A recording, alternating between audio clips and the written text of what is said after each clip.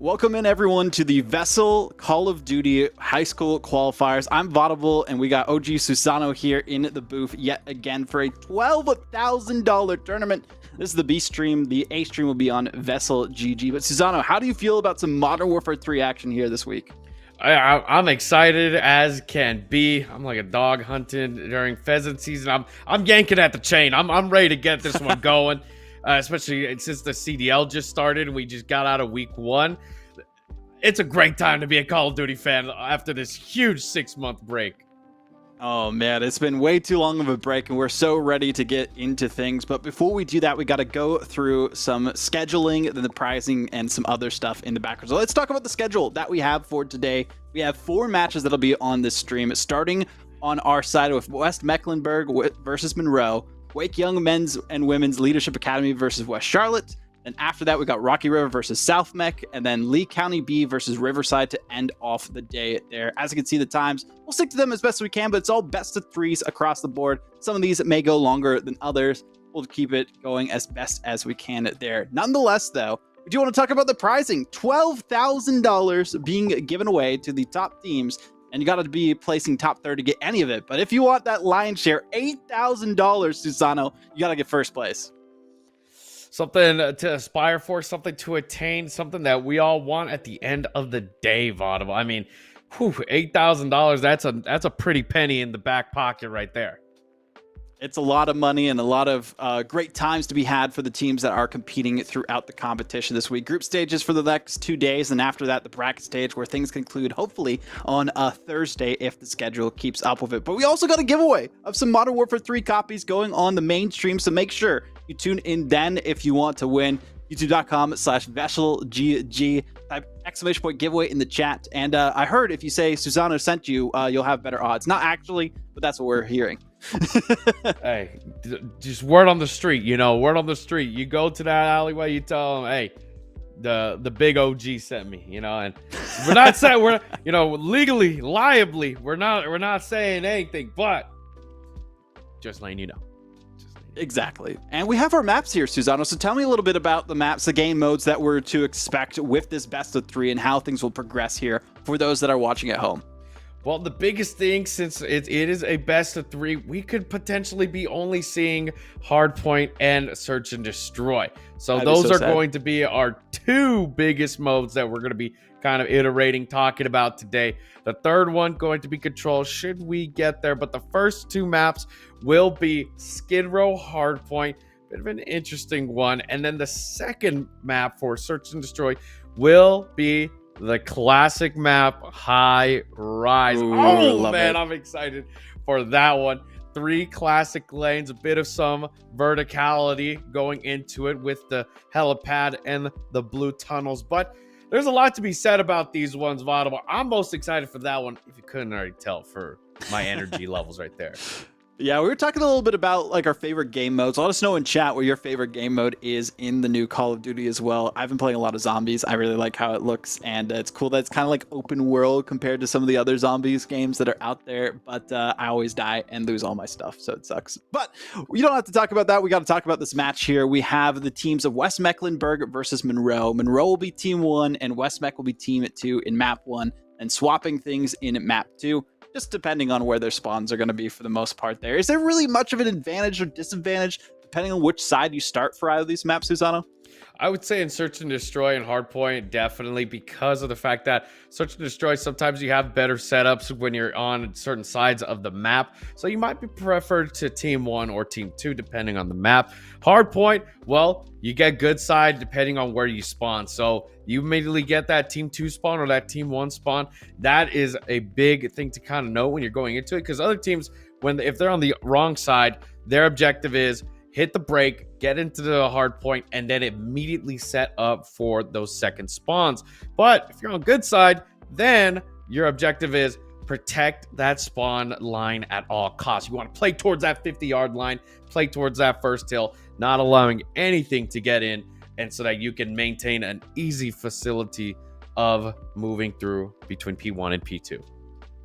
And we're following the CDL rule set, so everything you saw this past weekend, you'll be seeing here as far as the specific maps that are available, the modes that we're using, the restricted items, everything of that sort, just to make things easy for these different teams. We'll try to do our best if something is somehow available for a player and they're using it, because these are high school players, so bear with us in those ends, because this is our first day of competition there. But it's been going pretty good so far for all the other VESL competitions. We had Fortnite, we had Overwatch, we had Valorant just this past weekend, Smash Bros, Rocket League, and Madden. Now this is the final week of competition for the regionals. Will be happening in January for all the other games. Everything's finishing off this week for Call of Duty specifically. So it's going to be a good time to see who's going to rise to the challenge, get that lion's share of the prize. Well, again, $8,000. Imagine if you got at least a portion of that when you're playing Call of Duty in high school. I couldn't even think of that.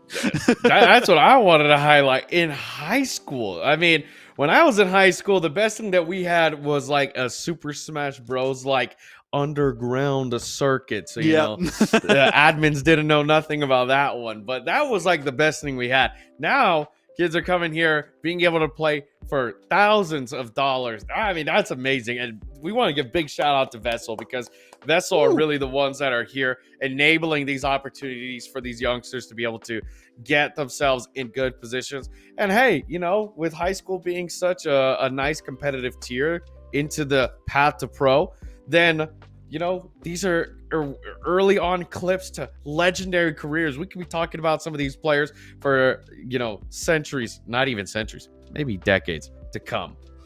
That's very true. I mean, College COD just announced that that's coming back soon too. I know you're probably happy about that, Susano, and now seeing that Son of Paint's also on that. Shout out to him to keep the flag being carried over there for some more good competition for Call of Duty. It's always great that there will be actually a good pathway for some of these high school students to go to college then, and then maybe eventually into the professional scene. But one thing I do want to mention here too, this is the group stage, and each of these groups has 4 teams each, but only 3 of them will be making it through. So as long as you win one of your games, you should be okay. But you want to win it dominantly. You don't want to go to that third mode. You want to take it in a 2-0 and make sure that you have those head-to-head wins, but also just the advantage as far as the wins when it comes to your record, because a lot of tiebreakers have happened in the past, and you don't want to have to worry about that too much. We're missing a couple players here, so, you know, it gives us a little bit more time to talk about the competition. But there is 1, 2, 3, 4, 5, 6, 7, 8 groups of 4 teams eventually going into that single elimination bracket stage, which is going to be pretty intense. See who's going to make it through and who's going to fall along the wayside, Susano, and rise to the challenge to try and take that crown for the VESL Championship on Thursday. Excuse me. Yeah, there's a lot on the line. Not only just that championship, the prizing, the reputation, the notoriety. I mean, this is the proving ground. This is the time to get it done. It is pooled play. You know, there are going to be a couple of teams being able to make it out. And so you're doing everything that you can to make sure you're one of those teams that's going to make it out of the groups, make it into the bracket, go into that competition, because right now, this is the time to make mistakes. Yes, you want that good record, but something should happen. You know, maybe you get late off a rotation. There's no big worries. While there is still that overarching goal of the prizing, of the notoriety, that reputation, this is the time to prove yourself, get yourself into the plays that you want to be making, hit the routes that you want to hit. It's all about the execution. And right now, it's that facilitation between the practice into the matches, into the execution. And each of these teams playing in round robin, so 3 matches total in the group stage to try and make it forward. As I mentioned before, as long as you win one, you should be fine, but who knows, based on tiebreakers. If everyone beats each other, then it's going to be a messy battle to move forward to that specific bracket stage. But if you top your group, you make it directly into round 2 instead of round 1, that much closer to that final bracket for the top 4 teams that are competing for that top 3 prizing. So you'd only have to win 2 of your matches to get to that point in time. We'll still be best of 3s at that point. Best of 5s is what happens when we're down to our last 4 teams on that Thursday. So that's going to be a fun time for those squads who make it there. I'm just curious, I mean, what do you think we can expect skill level wise from these high school players? I mean, you've seen collegiate competition in the past. You've seen, you know, professional competition out there as well. Susano, what is there really to expect from those players who might be just getting started on their journey? Well, this is the time in their lives where they're the diamonds in the rough. We're not expecting them to be hitting some, New York subliner level plays, but we're expecting to show some raw talent right here from the get-go. Maybe some coordination. This is where IGLs and their early pioneers of their careers are really going to shine. Because if you know the 411, how to get around the map, and especially with classic maps like Skid Row, like Terminal, that are on our map pools, I mean, this is really the time where they're going to show who they are, what they're about. And, I've seen all level from pro all the way down to local. And these guys, we don't expect a whole ton out of them, but we do expect some showings. And so when it comes to, the high school scene, this is where they're really going to be showing, hey, this is what we're about. This is the type of player, the type of raw talent that I bring. I mean, there's going to be a lot to say about these players because, like I said earlier, Audible, this is really the time where they set themselves up for their careers. This is where they decide, hey, I want to pursue this. I want to keep going forward. I want to make this a big facet of my life. So I'm going to decide once I graduate high school to find a college that is very accessible. That's the first thing, that I'm able to get my education done. And then the third thing is if they have a college Call of Duty team, if they're participating in college COD, or if they're participating in the college XPs, there's a lot of leagues out there, a lot of organizations that facilitate that. A lot of great facilities out there that are trying to raise the next step in the teams that are trying to be coming up through the ranks from high school into college and into maybe challengers and then professional from then on out. But one question I have to you, Susano, it's been a little bit since I've dabbled in Call of Duty myself. What's like the typical meta as far as roles go currently? Is there still like 2 SMGs, like a main AR and like a flex? What can we expect from these teams that are going to be performing in this Modern Warfare lobby? Well, the big thing that I can tell you is this game, it's been a little bit back and forth. The meta at the beginning was, an AR kingdom. We were having 3 ARs on the map and 1 sub. But now with especially how the meta has shifted, how GAs have gone through, I'd say it's a little bit more balanced. ARs still have some superiority at range, but the subs are back and they're in full force. It's not exactly the biggest difference, but, I like to harp on the words from pros like Kenny, who say that the sub right now, the Rival 9, is kind of like a ray gun. The variability and the power that it brings into this game, especially this meta, is a bit untethered right now. We'll be seeing, as time goes on and the pros talk more and the GAs go through. But from what I'm expecting into this game especially is going to be probably a 2 AR, maybe two subs, and then depending on the hill, 1 AR, 3 subs. Because like I said, the subs have definitely came back. They're definitely having the bigger narrative when it comes to those opportunities. So this is really what I'm going to be expecting. That 2 AR, 2 sub, back to that balance, back to that true neutral. But if we do get into more mixier hills where opportunities, where a 3rd sub can be brought out, where that flex player, and that's another thing. The flex player is going to be a big one in this, because if they can utilize that submachine gun in a much more versatile way, then they're going to be making big waves for their team here.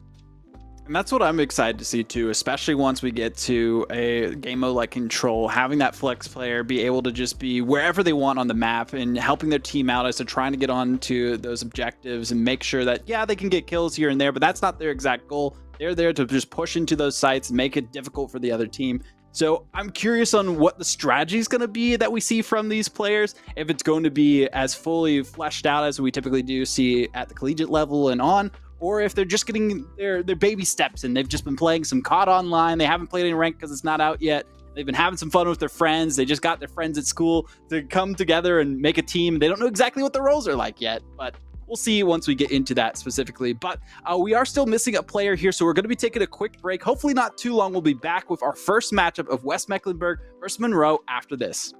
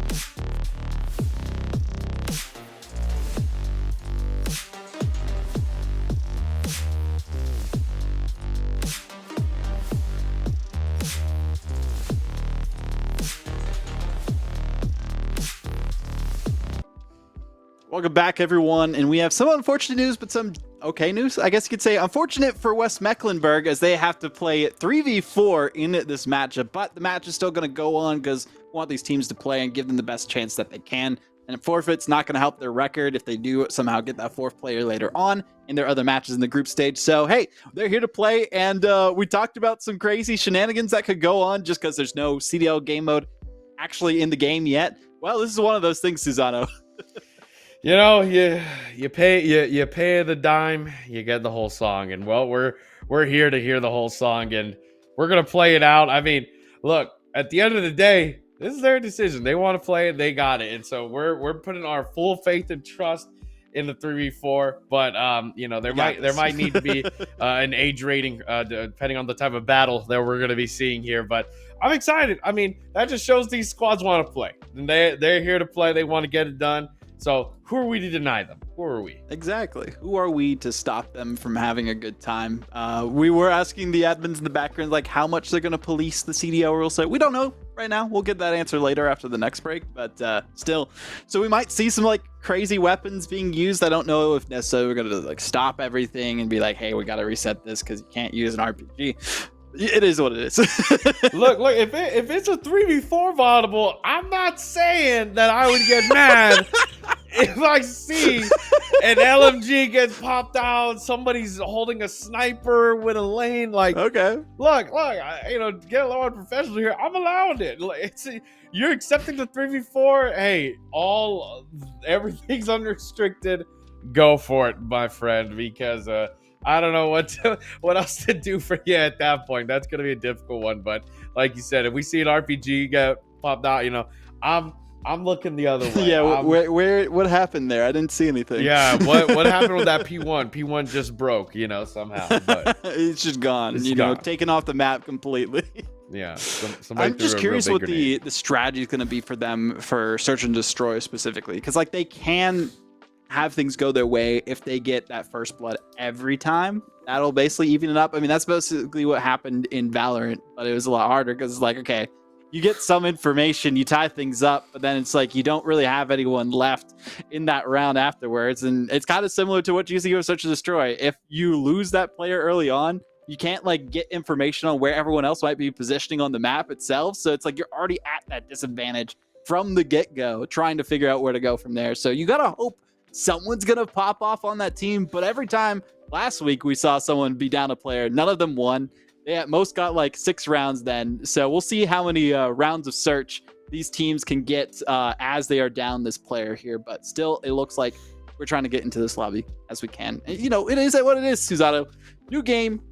There's going to be issues. It's going to take our time. But hey, we're having a good time here for the broadcast. Hopefully everyone at home is having a good time looking at our lovely faces. Oh, yeah. You know, we popped out the Hawaiian shirts for them, Bottom. Exactly. We popped out the Hawaiian shirts. We came to look good. You know, I did my hair as best I could. Yeah, right. You know, but you know, we're trying to look good for these guys. You know, we're trying to do our best. It's all good. I know everybody at home appreciates it. I know they're here having fun with us, trying to get through the day-to-day of this one, you know, trying to see, you know, who's going to be here to show up. And I mean, especially like you were saying earlier, with it being a 3v4, there's going to be a lot of limited opportunities to really display some firepower, display some positioning. I mean, if you are, you know, because it is West Mecklenburg that are the ones that are in that 3v4 that have that man down, you know, you got to be thinking to yourself, how am I going to get myself back into this? How are we going to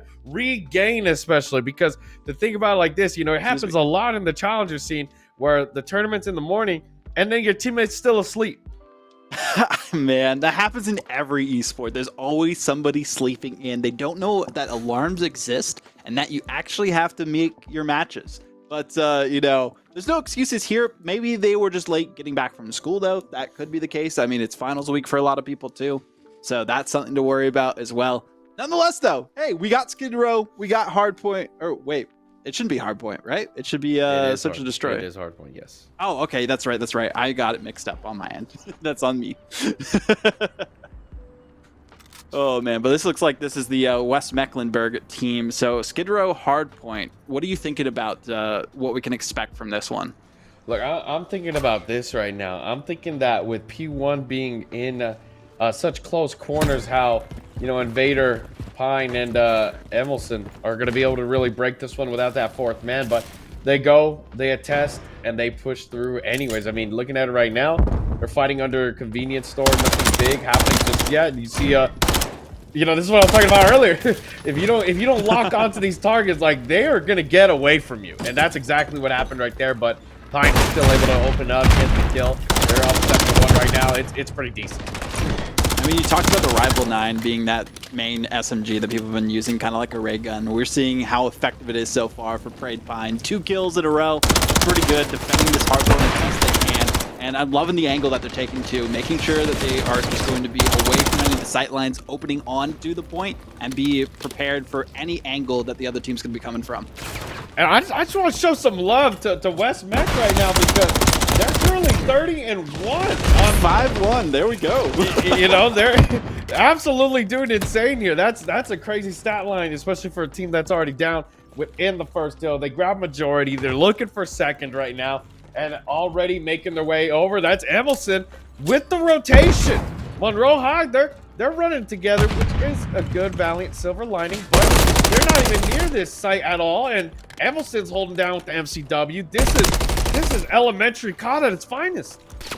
This is exactly what we like to see. I mean, this is what happens when you're playing with your buddies online. One of you disconnects because they're on just Wi-Fi for some reason trying to play Call of Duty, and you have to carry the victory. You tell them about it later, and they don't believe you whatsoever. But they have the footage this time that they're doing as well as they are. Only 2 points gone to Monroe High, and they haven't been able to really get into the site whatsoever. I'm liking the positioning, not just from Emerson, but Prayed Pine, who's been just getting all of the kills for their team. Invader not able to do as much as we'd like to see, but finally, Monroe High are able to rack up some points in the latter half of this second point. I mean, this is insane. I mean, West Mech are up now 72-10. I mean, that is, wow. I mean, that's a 60-point differential. That's a whole hill in between, and it's really on the back of Pine here, 8-2, just gunning these guys left and right. But Monroe High's going to be able to stop them for now. It looks as though they will be able to finally get themselves back into the point. Pine's moving through, and well, it looks as though he's not going to have any opposition, especially from 5 over there, Kev. But Pine gets the double nade here, goes to the third. I mean, this man's a unit. He's grabbing 3. 11-3 so far, doing so well for his team, holding down the possible. Now we got the audio for a second. There we go. You know, we just want to give you a bit of some Charlie Chapman experience, but finally Monroe High able to push back, use their superior numbers to their advantage, and Invader got on the board as far as kills go. Still one player in the lobby looking for their first. It is Kev, but I mean, that's expected to see in the high school competition from what we've witnessed so far. But Prayed Pine carrying the team on their back so far, and every time we see West Met get onto that point so quickly. Yeah, they get in, they get the job done. I mean, you look at it right now, West Mech, time they break that 100-point threshold. They're doing really good. They're setting themselves up, but the fights are going in, the trades are coming through, and, you know, it is going to be Invader here doing a big part of the work with this break, but you reload at the wrong time. Barbershop side gets opened up, and I mean, they're pushing through right now. It's still that 60-point differential.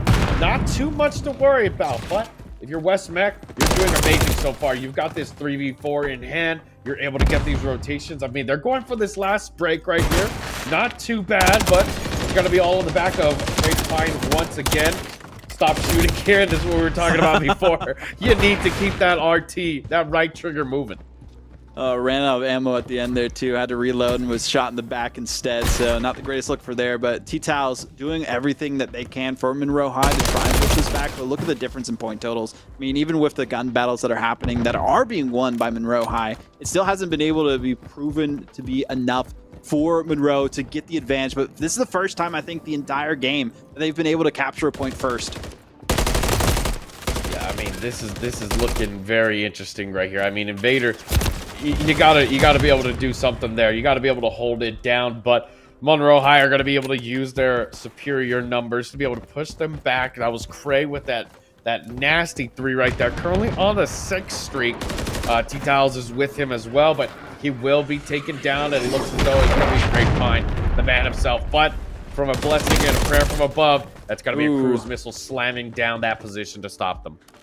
That's got to hurt there. Good look from Monroe High. They have got their wits about them. It took some time, but eventually once they were positioning early on to those next points, they were able to take advantage of the situation. But as I say that, quickly the new one taken by West Mech. Now they're getting the points back in their favor, but there's still so much time remaining to try and get to that 250 point total that they are both trying to achieve.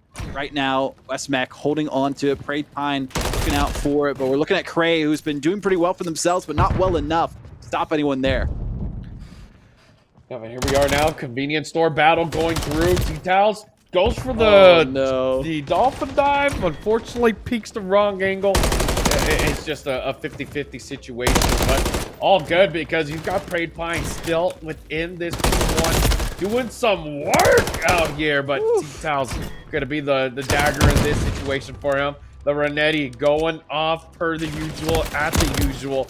And it's going to be time to hit that rotate now as we head towards this P2. The last spray and scraps of this battle to conclude. Oh, and Vader couldn't really do too much there, taking out a piece. I like the utility coming out from Prayed Pine just to make sure that they can disrupt any entry back onto where they were so they can rotate and support their teammates. They were trying to take them down because Prayed Pine, if you can take them out of the equation, it's going to be that much easier to capture these points. But as I say that, looking at who has the point right now, Monroe High, really good for themselves. But West Mech, so quickly with Prayed Pine, able to get things working out for them. The MCW got the angle, got the red dot, looking for anyone to pop up in their sight lines. But the field's pretty much locked down for the most part here. It very much is. I mean, Prayed Pine, he's 27-10 on the 5 streak, one away from that cruise. He's looking good. He's got his squad set up, running the interference, giving him the information he needs. I mean, if you're the one-man army with a bit of some SATCOM, this is exactly what you need. And he's getting it done. He's working the AR lanes. He's getting the shots through. And, I mean, you look at it right now, Bobble. I mean, we were coming in unexpecting of this West Mech squad to even surmount maybe 100 points. They're currently leading the game with a 70-point deficit. This is insane. And now it's going to come down to how these next few points go for Monroe High. They are trying to hold on to them as best they can, but they couldn't really do much at all. There is one player remaining on the other end of it, but who else but Prayed Pine? Almost at 30 kills, a 3.0 KD, just about 7 kill streak for themselves too. They are on top of the world for their team, and Monroe High have not had an answer whatsoever. 50 points remaining for West Mech to clutch this up. I mean, goodness gracious. Here comes the kill. It's going to be, unfortunately, Invader goes down. And goodness gracious. I mean, that was just a bit of a sidewinder, blindside play at that. But they take them out. They are able to stop the bleeding right now. And what was about to be a 100-point deficit game slows down. Invader seems to be having some problems within his game. I see him stopping a lot. Probably checking some settings, trying to figure out what to do here. And Emerson, I mean, he's moving through. Gets the kill through Renetti. The crazy thing is he shot at 1 second left. So you look at the map and who's already on the rotation. It's Prayed Pine. That's who you want on the rotation, I feel like, at this point. They're just sending bodies to distract the rest of the team of Monroe High in a 2-piece, or make actually a 3-piece there for Prayed Pine. 33-12. Just a couple points remaining for this first round of Hardpoint, and they're looking to just shut things down for Monroe High. There's some time remaining for them, and they need to push onto this Hardpoint as best they can, but Prayed Pine is just slaying out, and there's nobody that can stop them. Well, there really isn't. And I mean, he's going for the YY here. He's trying to get some flashy plays off, and my goodness, I mean, his boys over there in the corner throwing hands left and right. This is the problem that we've seen at the end of the day. Prayed Pine's just unstoppable. This Monroe High squad, yeah, they might have the 4-man stack, but they are not doing anything when it comes to this man's problem and his dedication. 36-12 at the end of it here, and what a way to pop off for his team. Going into this with a 3v4, I would not expect a player to be able to do just that, but they did. They popped off. They got the victory, 250-132 at that, and Prayed Pine, who else, getting the final kill here too, onto one of the other points. The drop down with the shot, putting that through the MCW, and here's the final stats at the end of that specific round. Look at the time on the kill as well for Prayed Pine, 3 minutes. Nobody else even close to even half of that time that they were able to sit on those hard points. I feel like That's we've insane. seen enough audible. I feel like we've seen enough. We know what that man Prayed Pine is about. Give him the MVP already. I know this is group he's play. got it. I know this is group play, but give the man that MVP. He was absolutely frying in that map. 36-12. I mean, that's the teammate that you want right there. That is the teammate you need when it comes to these games. That's who you want to have your back if you're having to go into war and know that somebody is going to just be your Overwatch the entire time. And that's what we saw for Prayed Pine. I mean, even the assists that we watched as well, 8 assists for their team. So even when they weren't getting the kills, they were helping get at least some good damage onto the other team. So Invader and Emerson could do something there. Looking on the other side of things, though, we saw some decent teamwork from T-Towels and Cray. For the most part, Spooks got back up there in the kill total, but again, looking at the hill time, Kev needs to get more involved here. 0 seconds on the hill, only a single kill, 5 deaths here and there. I feel like maybe they're newer to the game too, and that's okay. This is the high school level competition, but a lot of it comes down to knowing where those points are going to be ahead of time. If you can get to where the point is while the rest of your team's trying to contest, that's going to help you out if you're Kev in this situation to give the upper hand, because you are that 4th player. You're that extra player for Westmech that they need to rely on for those opportunities to push the advantage, at least player-wise. So we'll see if that happens in the future for Westmech in their other matches, but they don't have any hardpoint anymore. Now it's on to search and destroy. Monroe want to take this in a 2-0. I mean, Westmech. you look at it like this, Audible. It's going to search and destroy, where lives are the more important factor. And especially with it going to be high-rise search and destroy, there's going to be a lot of opportunities where that 4th man is going to be very much an important aspect. I mean, Westmech, they came in with the 3v4. They still showed up. They were absolutely able to do it on the back of Prayed Pine. Now, into that search and destroy. Are we going to be able to see him be as reckless, though, Vaudible? Is he going to be able to hop in, throw himself into positions where the team needs him to be? Are his teammates going to keep up with them? You know, what are your thoughts going into that one? I mean, I feel like Prayed Pine can do anything after that hard point. I feel like they are Superman and everyone else, unfortunately, doesn't have any kryptonite against them. And that's what we saw happen in that hard point. Almost no one could stop them. I mean, 12 deaths, of course, but I mean, that's the least that they had in their team. Less than everyone but Kev, who only had 1 kill and 5 deaths on the other side. So almost the most kills and the least deaths in the entire lobby, and clutched it up for their team. I think they can do it in this search and destroy too, just being down a player. But again, who knows once we get in there. It's going to be high-rise search and destroy, and I love high-rise, as we were talking about there too. So this is going to be interesting to see how things go here. But again, there was a little bit of a glitch at the end there. It was Westmech that won it, not Monroe. Just so you saw at the ending screen there, just to specify for everyone who might have been watching at home. It's like, wait, Monroe won. It was Westmech. Yes, it was Westmech. It just switches the team name sometimes like that. Nonetheless, though, 250 to 132. I don't think either of us could have predicted that, Susano. I mean, especially with the prior knowledge that we had. I mean, I came in thinking it was about to be a wham bam, thank you, ma'am, see you later, you know. But no, we were in for a good fight. I mean, you know, you can't really discount, you know, Prayed Pine's teammates, but I mean, you also just have to acknowledge the presence that he had on the map. I mean, he was a one-man army. Yeah, his teammates were able to help out with, variable 2, 3, and 4. But at the end of the day, variable 1, the objective to win was very much all Prayed Pine. I mean, 3 minutes and 6 seconds on the hill. That's about 56 seconds of contest time. That means he was in there fighting tooth and nail against the 4-man stack at Monroe, and he was getting it done. We saw so many times how the rival 9 in his hand was a absolute just destroyer of the setup, destroyer of those in the hill being complacent. You can't be on your phone when he's in the hill. You got to be active. You got to be present. You got to be engaged in this fight. I'm just curious to see how the rest of Monroe will do against Westmech in the search and destroy. I mean, I expect mainly Cray and T-Towels to be the ones that are getting a lot of those kills. Hopefully they'll send Kev to play more objective style, try to get those plants and distract the other team as best they can there. Just curious on how exactly that's going to work for them. I'd say Kevin and Vader were kind of similar skill-wise as we were watching that matchup. Invader, I like the way that they were playing with Invader too, sending them to be just a big target as they were going onto the points, and then Prayed Pine would just come out of nowhere from a corner of a different flank and then get the kill onto the players. So I'm liking the strategy we're seeing from this West Mech team. Monroe, maybe they need to take some pages out of their opponent's book there once we do get into that search and destroy. But we're getting the lobby set up as best we can here for this next match. But honestly, anything can happen here, Susano. I mean, anything could really happen here. I mean, we look at it right now. We're going into that high rise, that classic 3-laned map where it's going to be a lot of classic fundamentals, shouldering corners, able to make your way through the sites.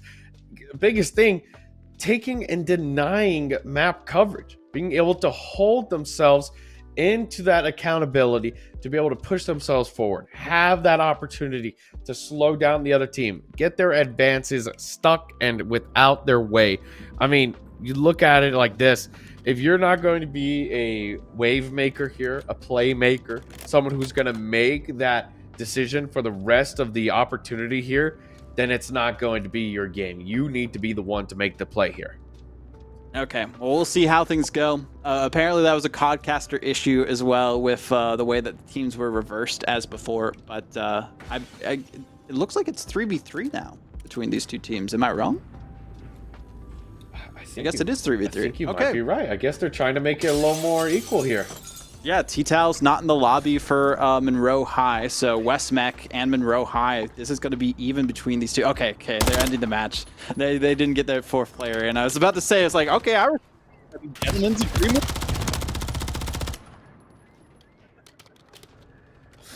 Oh, man. I think we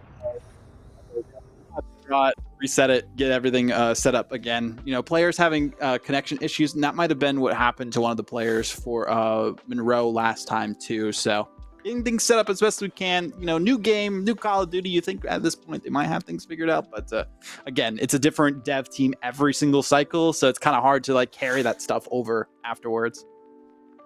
Yeah, unfortunately, that's the situation that we're in, you know, but we roll with the punches. It's Call of Duty. There's always going to be something new, you know, something extravagant, something hindering, you know, it never really is something that we can figure out at the end of the day. But, you know, with that, ladies and gentlemen, we're going to be taking a short break, tech pause for a little bit. So we'll be back when the action is live. Don't go anywhere. We'll see you in just a bit.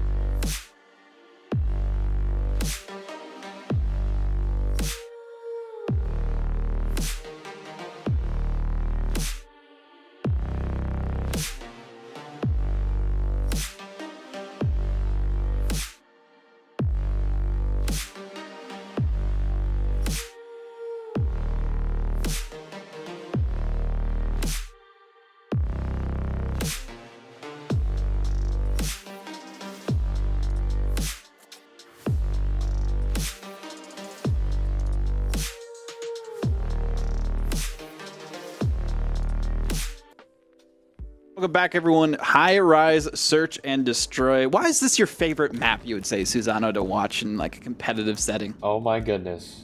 Stop the phone real quick. There's a riot shield. No, I'm just kidding. Okay. I mean, look, the reason why this is my favorite one is just because it's that classic Modern Warfare map.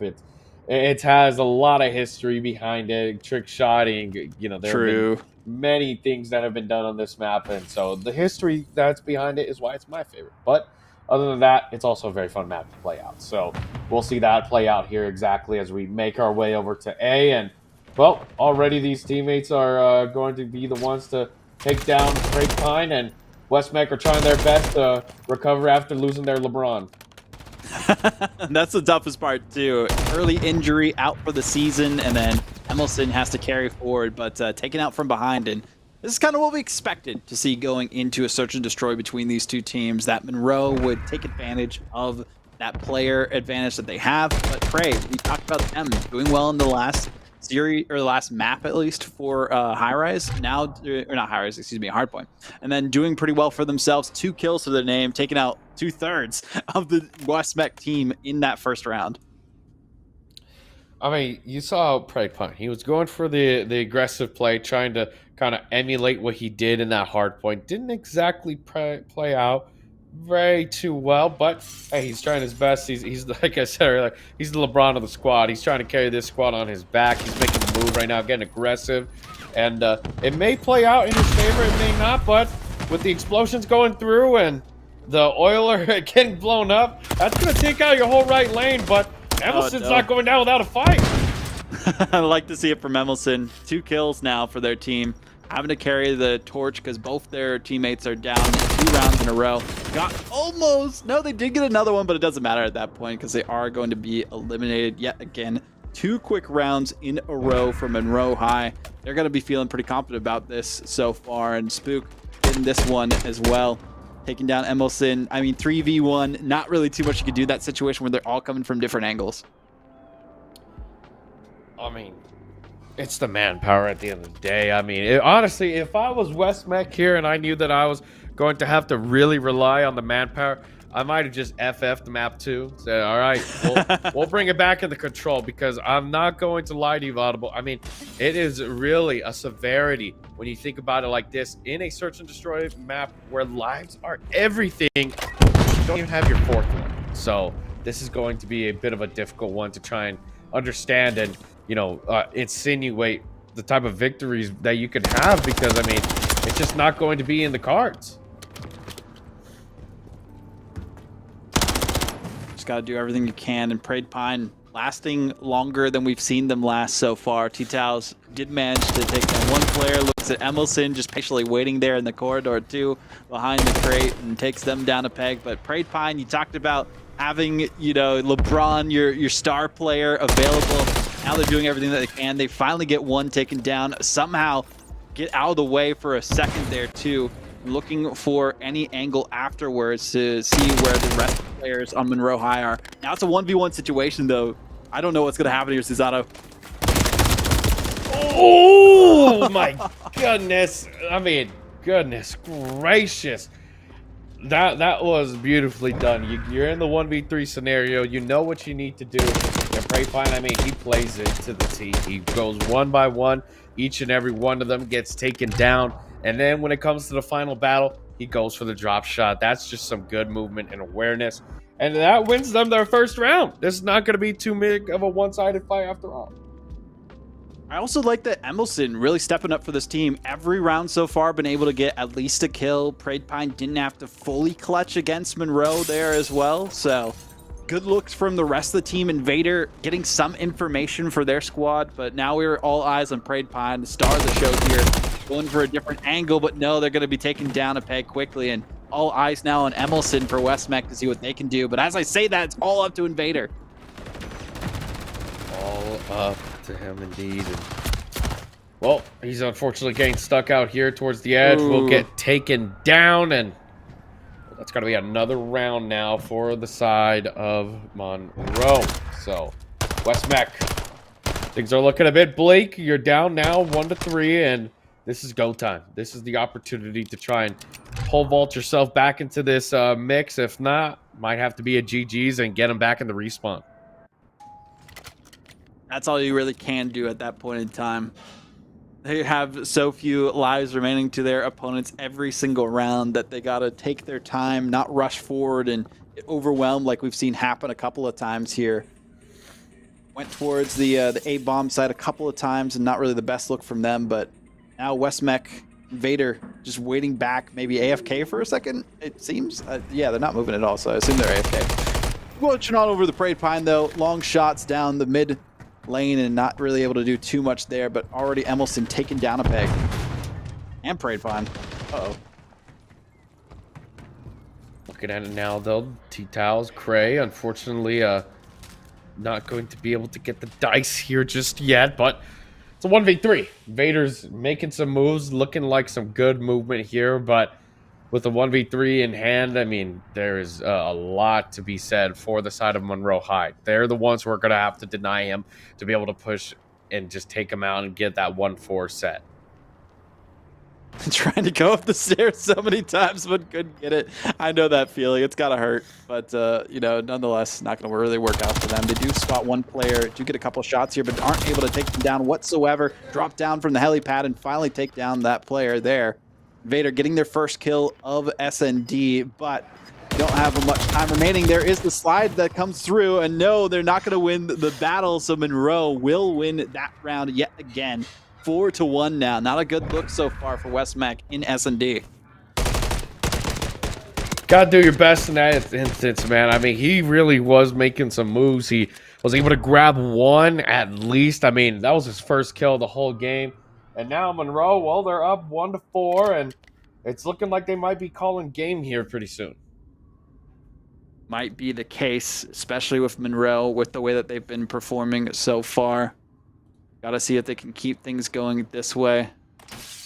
That'd be even up to a 1-on-1 score line for this best of 3 going into that control. But we've known that Parade Pine can get a lot of kills, so maybe control will be their time to shine. But you want to do everything you can to get an advantage here in the side for S&D. And getting that first blood for Parade Pine is a great way to do it. Great way indeed. And I mean, Invader's going to be there to try and grab 2. We'll grab 1. Emelson, though. Ooh, with the nice flank, good positioning. And we are at the dagger round, Vaudible. It's going to be a bit of a difficult one. I mean, you look at that round 7.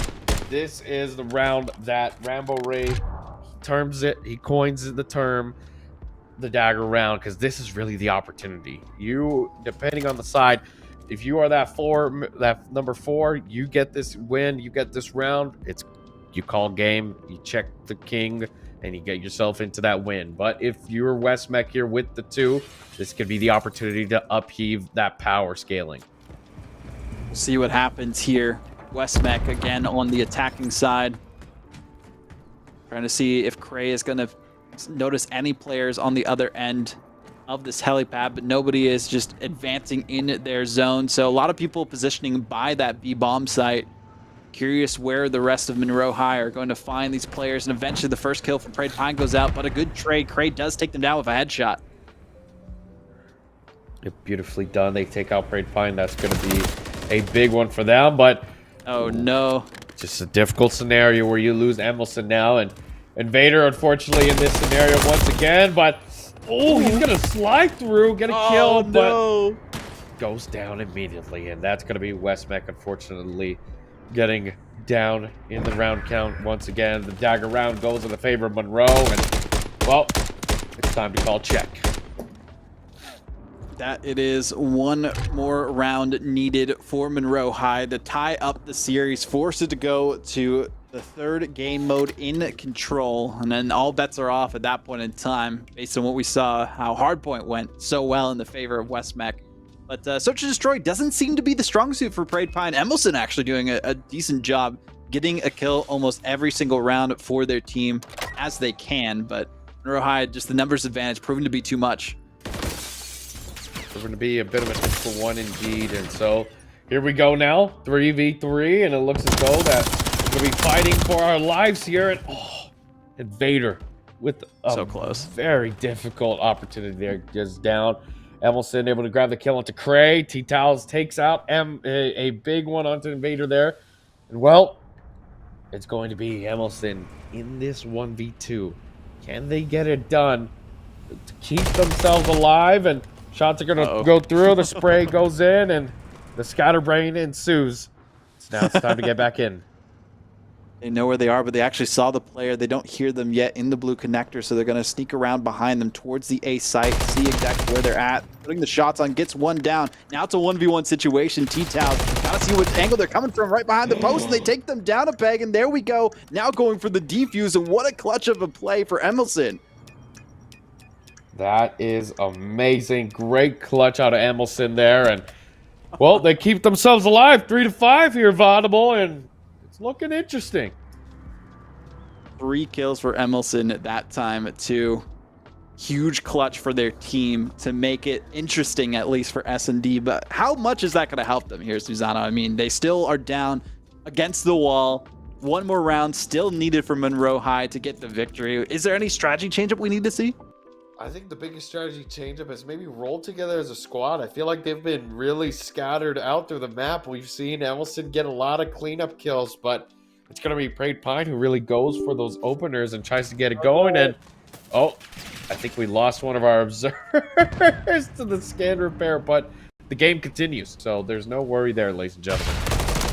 But hey, that's shout to production for having 2 observers, because you never know what's going to happen like that time. But Emelson keeping the consistency going. 11 kills so far, but taking down a peg of themselves. Prade Pine can't do what they need to do just yet. They have the bomb, but they are the last alive. 1-on-1 situation. Dem versus Cray here. Shots coming through. We see them from a different angle of the dead body of Invader, but it's not going to be a kill just yet for either side.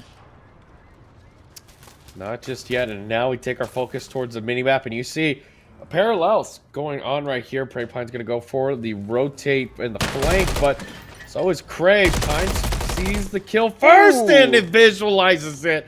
And West Mech are now 4-5.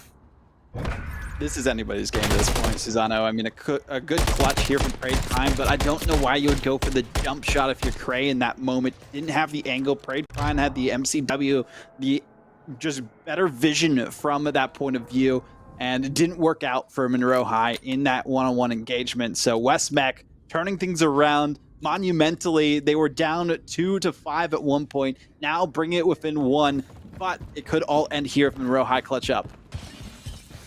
If it could all end here, and especially if West Mech win this is a closing game. They win this pool play match, but we're gonna see how well it goes for them. But oh no!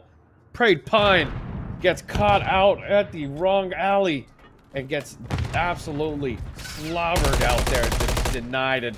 Well, that's going to be Emelson, your other clutch player, to go down. Invader now in a 1v4, playing way out of league here, and will go down. And that's going to be Monroe with a 6-4 victory, continuing on. Hey, I mean, what a great victory at that for Monroe High, but you got to give it to West Mech yet again, doing what they could with less players and less odds, of course, but Monroe made sure to buckle down. They were having 2 players go down a lane at a time and use the numbers to their advantage as best as they could, so good look from them. Big shout out to Emelson, really, who was the star of the show for West Mech, but on the other end of things, everyone kind of putting the work in, mainly T-Towels, but also Spook doing the most work there for their team. Yeah, big shout outs to all of them. I mean, they really showed up. They did their work. They got the job done. So now we're at a 1-1 true neutral here. We're going to be going back to high rise for that control. And I mean, we saw how the respawns played out here, Vaudable, and they were very much in favor of Prade Pine out of all of them. So this could be their opportunity to really just win this one, get themselves that map 3 victory, and keep moving on through the pool play. It's going to be a great time, but we're going to be taking another break just to make sure we get the lobby and everything sorted ahead of time for this last round. So don't go anywhere. This is a 1-on-1, at least point-wise, matchup for this best of 3. All comes down to this control after this break.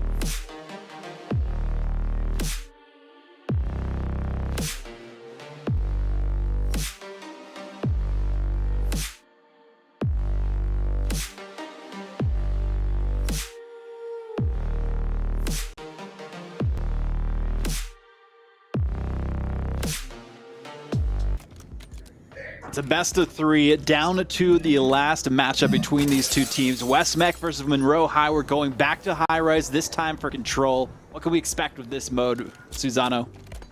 We expect some good slays as we're back into that respawn. And I mean, you look at Prey Pine right now, snakes are in full effect. He's doing everything he can to keep this squad alive. And oh man, they're just gonna overpower his position. Invader will stop the time, head over towards this B, but looks as though that he might be meeting some opposition. But oh my goodness, the Oiler explodes and team killed the half of Monroe High. No one could have expected that to happen. We saw it in the feed before we were able to actually see it in the POV of the observers, but still, boon for the side of West Mech. They're up by a life, either they're down by a player. Still is contested this time though, and a good look from Cray, getting a 2-piece for themselves.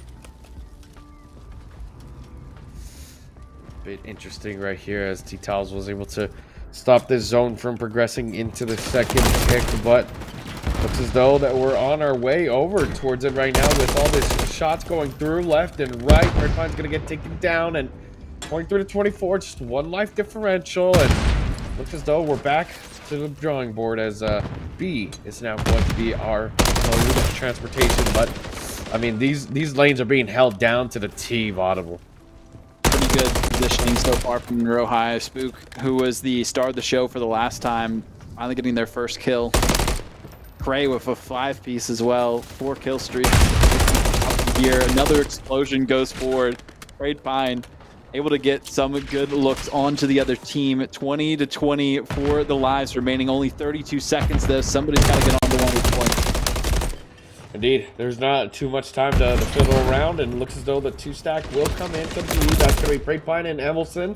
They're able to hold down each side, and for the first time, we now have a site captured. Ooh. It's going to be that B point, and immediately just facilitate this one to go back into A, but within the blue halls is going to be a bit of a problem. Vader, a little too cracked right there, starts shooting his teammate, and Prey Pine will go down because of the unfortunate team damage. And we're back to the reset, 16 to 16, 2 ticks left onto this A, and I mean, there's a lot of opportunities here, Vaudible, to be able to get themselves back into the driver's seat, but it's going to be shut down with T-Towels running the security. Yeah, 1 life down, not really going to affect them too much, but I'm loving the positioning here from T-Towels, keeping this blue connector locked down, but both their teammates taking out a peg as well, evened up lives, but gets the kill on to Prey Pines, can't get onto the zone at all. Finally, going down for a second. Invader doing what they can. Emelson also picking up a kill, but they're traded by Cray. Get the respawn here, back onto the site. Frags coming through, trying to make it difficult for the other team to even just lock down this A site to get that second tick going. There's still plenty of time to work with, especially because the side of West Mech was able to secure that earlier site. Secure really quickly here, but they get the shots through. They're able to play and look at tactical shots going through, and second tick is secured. Last one on board now. Kev tries to walk up. Emerson detects, takes him down, and Emerson's trying to stay alive, and Prey Pine's going to be able to assist. They're able to hold it down, and that's going to be the site. That's going to be a big round win for the side of West Mecklenburg. I think it was, what, 7 to like 9 lives left on either side at the end of that. Very close to just being a kill ending for this first bit. But I like the positioning that we were seeing from Monroe High. They just weren't really able to stop the contest on to the individual capture points. And then West Mech, as soon as they got a tick, they go right back into it, get it partway through, have another player rotated off the respawn. And there wasn't really a strategy from Monroe High to get back onto those points and stop that capturing from happening. Yeah, unfortunately, just the strategy was not there, and so now Monroe High, they're going to be the ones on the attack. They're trying to get themselves into these sites. They've got the manpower for it, but Kev's going to be coming here towards the left, towards the outer railing, and well, you see on the screen right there, it's going to be Emelson grabbing a 2. Unfortunately, a TK does go through with the nade, but no problems at that because you still got Pine here ready to run this security.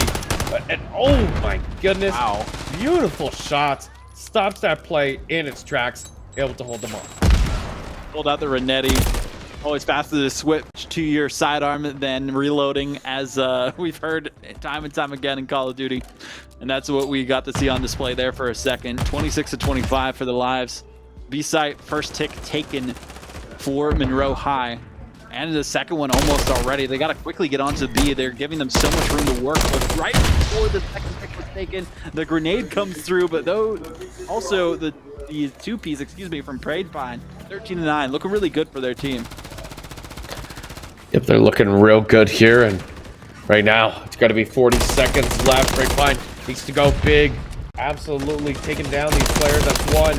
Here comes the second. The third will take him out, and time has stopped. It's going to be Kev here on this B site to stop them down. Invader's got a big task.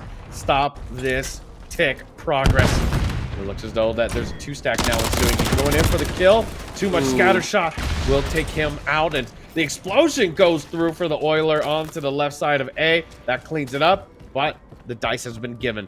B has been secured. They're starting to make their way over, but it's going to be stopped immediately. And this is the problem we see sometimes with the high rise here, Vaudable. That spawn could be a bit of a trap if not done right.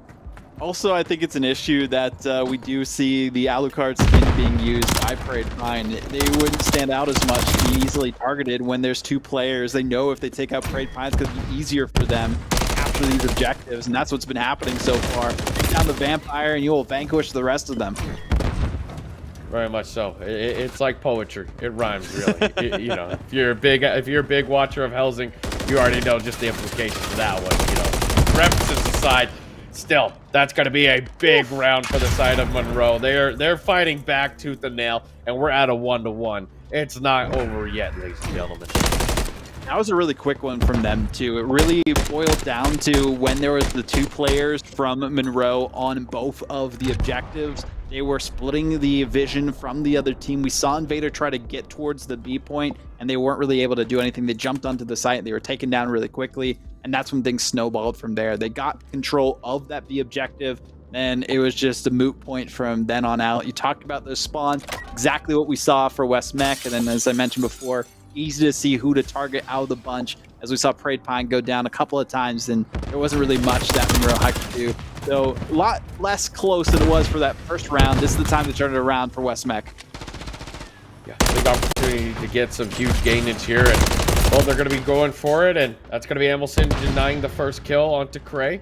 Immediately they start making themselves over. They make themselves available. Invader keeps himself as a nuisance for this squad to be able to stop the timer for now. Gives the squad just the amount of time to get back into the fight, and that's going to be Pine. Prade Pine command himself to be able to grab those 2 right there. Opens up the site. Will get taken down by the cruise missile, so it's going to take divine intervention to be able to clear him out, and they bring the right package for it. So we sit ourselves back. We reset 23-26. Not too bad. Good looks for Monroe High. This is a big live advantage that they have, at least, and there hasn't even been a single tick taken by West Mech so far. Really the player disadvantage coming into full force here. Now they're going to have to take their time with the respawn, make sure that they don't overextend themselves, and the grenade kill is going to open up the spot for entry here onto zone B, but inside of the elevator, waiting patiently for a player to get onto B. That was a smart heads-up play to just camp it out there for a second, but they did get taken down. B, the first tick of that might be taken soon. Really just depends on how well Monroe High can contest it. Not well here, it seems. Goodness gracious. I mean, they go down 2 right there. Invaders here to assist. The test sign is on. The red alert has been given. There is a big problem. Oh, Invader, that's your teammate. Stop. No, getting overzealous there for a second. Blood hungry. Pasted in the water, as I could see the shot coming through from every direction. Invader doing their best to hold on to this B site. The player just leaving the area, but taken out by their teammate, and they do manage to capture B, get that extra time. Lives almost even. This one could easily go down just to the amount of lives remaining between these 2 teams. Yeah, could be some time to play some team deathmatch here for these squads, and well, they're making their way over, and looks as though Swoop's gonna have the lane down, and Pine's gonna be your last man left, and that's a 3 down reset. Start back at the drawing board, buddies, because it's now 10-14, and the lives are flying, and they're frying. I don't know if I was Prade Pine this time. I'd be like, hey, just stay back a little bit, buddies. I'll go and try and frag out as best as I can, but Cray with the vision, hitting the headshot all the way from spawn onto Invader 2. Now 11-8. Some good kills though from Monroe High, or from West Mech, excuse me, onto the rest of the players. Monroe High, Prayed Pine doing all that they can and winning the battle yet again, turning things around and bringing it within 2 live. Bringing it back indeed, and you see right there, Emilson's here to assist, but oh no, it's up to Invader now, 6-8, and they're gonna be throwing shots at him. He's 6-22, but he's got the passion for it, Monroe. He does. You need to have the gun skill here. We haven't really seen it too much from Invader. 4-8, now 4-7. Time ticking down, but they got plenty of it. But they're not going to have many lives remaining. Prayed Pine really needs to do most work that they can for their team. See, I think it was Emelson that picked up one in the piece there as well. The 2-piece this time to even things up, 4-4. Now this is the last life remaining for every player on Monroe High. One drops down. It's another angle on a second one, but can't get the finish off just yet, Susano. And taking out themselves. Oh my goodness. Once again, it's up to Invader here. Trying his best. I mean, he's the underdog. We're rooting for the underdogs here, you know, but no, Prayed Pine didn't get the respawn. It's Emelson who did. He's trying his best here, man, but they all go down, and now it's up to Invader again, and looks as though he grabs the first. 2 seconds, you gotta get onto the point. No, can't do it. Can't get the last few kills. Came down to the elimination. I believe there was only 2 left for the side of Monroe, but so close as it was. Monroe takes 2 wins in a row now. Yeah, and they only, I believe, got 4 ticks there, so even if it came down to it and they win this matchup, they will not be eligible for the defense if we see them win this round. It's depending on the ticks. Oh my goodness. Not where you want to see things go down. I feel like if Prayed Pine could have stayed alive a little bit longer or went down earlier actually and was that last player remaining for West Mech, there might have been a chance, but Emelson respawned instead of Prayed Pine because of how the order went for them getting killed. Vader stayed alive maybe a little bit too long, did take 1 for the row, but still 2 players were remaining for Monroe High. Had the advantage and they had the time at the end of it too. Quickly defending as best they can. Monroe High, I mean, being on the attacking side is just a benefit for them at this point. We saw how quickly they were able to win when they were on the attacking side. If the opportunities here, and they're going to try and do their best for it, but with A-site being close to that second tick right now, it's going to be Prayed Pine who slows them down. They take them out, and Invader's here as well. Nice. Grabs the kill. Nicely done. They stopped the second tick. Only 1 now, but you look over towards B. Cray tried to get onto site, but immediately was taken down by Pine, who read the play, got himself into action, and it looks as though that they're going to have a bit of a problem here as now all 4 spawned up, and it's a ballroom blitz for this A site. Gotta be careful about that middle lane too. Everyone trying to go towards that B site. The connector, no, ran out of ammo. Was Invader pushed in but couldn't push down the competition from getting it towards the site. Instead, Prayed Pine. I'm liking this more defensive style from them. They know that they don't need to run around. They are playing defense, so they can just take their time. They know the angles that the opponents will be coming from, and they are ready for it. Have the shots coming through yet again. Everyone rallying around because they know if they take out Prayed Pine, they'll be able to easily push onto this A point and be able to take the second tick, and that's exactly what they do.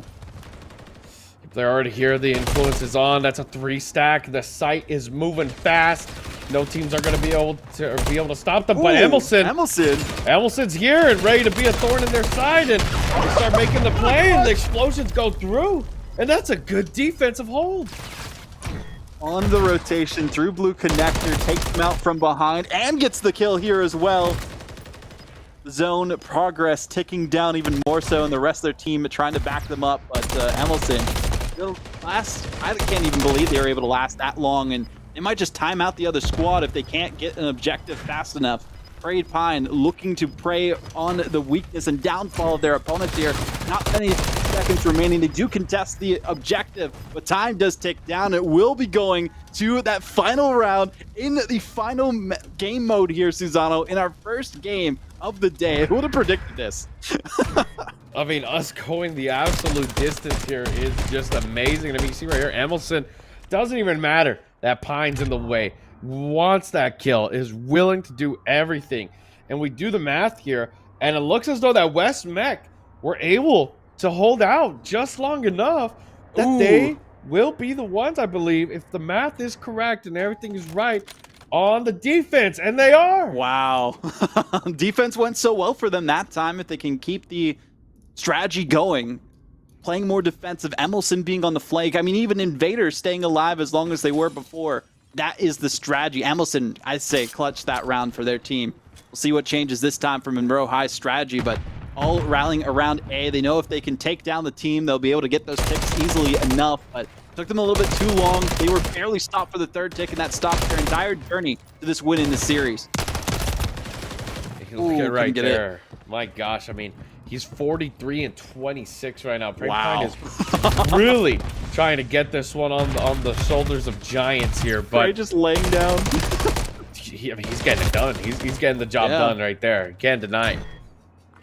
Gotta do what you gotta do for the victory here, especially when it's down to the wire in this 5th round of Control. All bets are off. 3-kill difference. 1 player difference already. Explosion takes out everyone. But it will be positioned more towards the B side. A side already taken as well for Monroe High. This is business as usual for them. They're just ready to close out the series. I mean, they saw what they did wrong that last attack. They were a little bit too lethargic with their approaches, and this time they're aggressive. They are in the faces of West Mech, and they're on their last tick here. It's gonna be Prey Pine, the last one to hop in. Goes for the drop shots. Not gonna happen. Invader, the hero of the game, tries, but and it's gotta be West Mech who lose that one, and so Monroe High win in a decisive 3-2, 3-2 of the Control into this series. I did not expect this to go down to the wire to a 5th round. It is Kev. We talked about them before, how they needed to step up for their team, and they get that final kill onto Invader. Shout out to the progress we saw from that player. But looking at these stats here, let me screenshot them before they go away for a second. Beautiful work from everyone. Prey Pine with a 45 bomb. I mean, that's what you have to do for your team to try and force it all the way to that 5th round for Control. It just did not prove to be enough at the end of it. If they had that 4th player, they would have won it out just based on the way that the rest of the team was playing.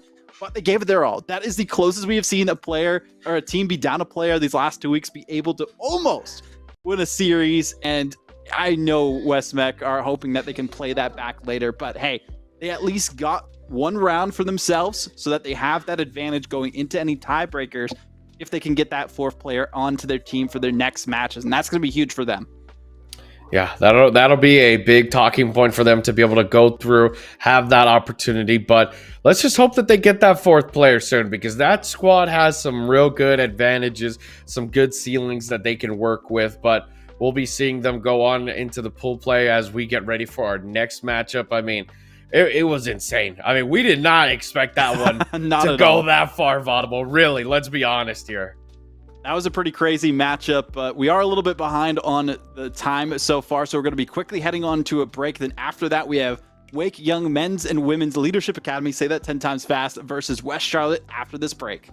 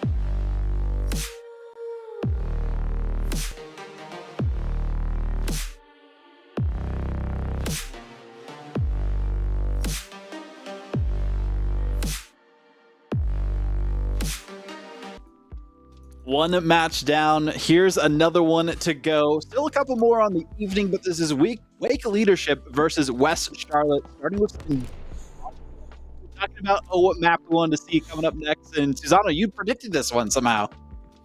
I'm just a big fan of Invasion. I mean, Invasion is just so fun to see how teams take certain approaches to setups and sites. It's a very interesting one to me. It really shows a team's depth and skill and capabilities. So I'm excited for it, especially with Wake Leadership Academy being able to pull up through here and West Charlotte. I mean, I'm excited. I mean, if you didn't know, that is Swag Check, by the way. He's someone that I know within the community. We'll talk a little bit more about him later, but excited to see what he's going to be able to do for this squad. Well, now that we have someone that is actually named in this lobby, they've already been able to get 3 kills, so maybe that's the reason why they are someone to pay attention to in the community. You talked about you're going to mention them later, but we got to mention them right now. Already getting that first point, looking pretty good for their team. 16 points in, almost halfway towards the first point being finally contested by Wake Leadership. They just got on the board with their first kills. Yeah, I mean, you look at it right there, Wake Leadership, they've got themselves set up. They're making the play. They have the wave. They're already making moves. I mean, you look at Swag Check right now. This guy's an absolute slayer. Just to kind of give a little bit more background to him, he is on a social media team for the New York Subliners, so he's got a bit of notoriety there, and he's also nasty at the game. So it's not only is he involved in the CDL team, but he's got some good talent behind that gunny. So I'm excited to see what he can do. Like I said earlier, he brings a lot to the squad, and well, already they're showing just dividends what they've got with these rotations. Now that you mentioned that, I actually saw Swagcheck participating on the Fortnite team for Wake Leadership Academy. It was doing pretty good for that squad as well. So using gun skill in one game, transferring it to another. But of course, Call of Duty is their home, and that's nice to see that they are popping off as well as they have been so far for their team. Even though we did see Baby Hippo out of West Charlotte getting on to G2 as quickly as they could, Wake Leadership Academy didn't let them have that hard point for any time whatsoever. Yeah, no time given at all. And I mean, we're looking already towards that P3. You look at the rotation, and it's going to be Wake Leadership already out here making some moves. You look at number 7. Once again, it's Swag Check. I don't want to sound like I'm biased here, but the guy knows what he's doing, and he's making the way. You look at him right there on that mini map. That's a 1v4. He is trying to do he got one already here. And with this roadside hill, I mean, he's denying them. He got 2 right there. Massively done. And you see right here, that's TI-12. That's going to be a big kill. He makes the move, gets himself in there, and already just 17 seconds just divided. But even then, with Swag Check's early presence, they're able to get a lot done here. Not really needing to sit on the objective for their team. Instead, they're playing out, as you were mentioning before, 9 seconds, but all of the kills that they've been able to activate for their team has been monumental to get them the point advantage that they have. Almost 100 points so quickly into this first round of this best of 3, looking good for their team. And Baby Hippo, they've been doing their best to try and take down some players, but the only kill that they've gotten so far was onto Swag Check to stop them on that hard point. So now already positioning, we do see Swag Check for the next objective to see if anyone's going to try and early rotate onto that one. Yeah, the early rotation already being in effect, and once again, it's Swag Check, man. The man knows the rotations.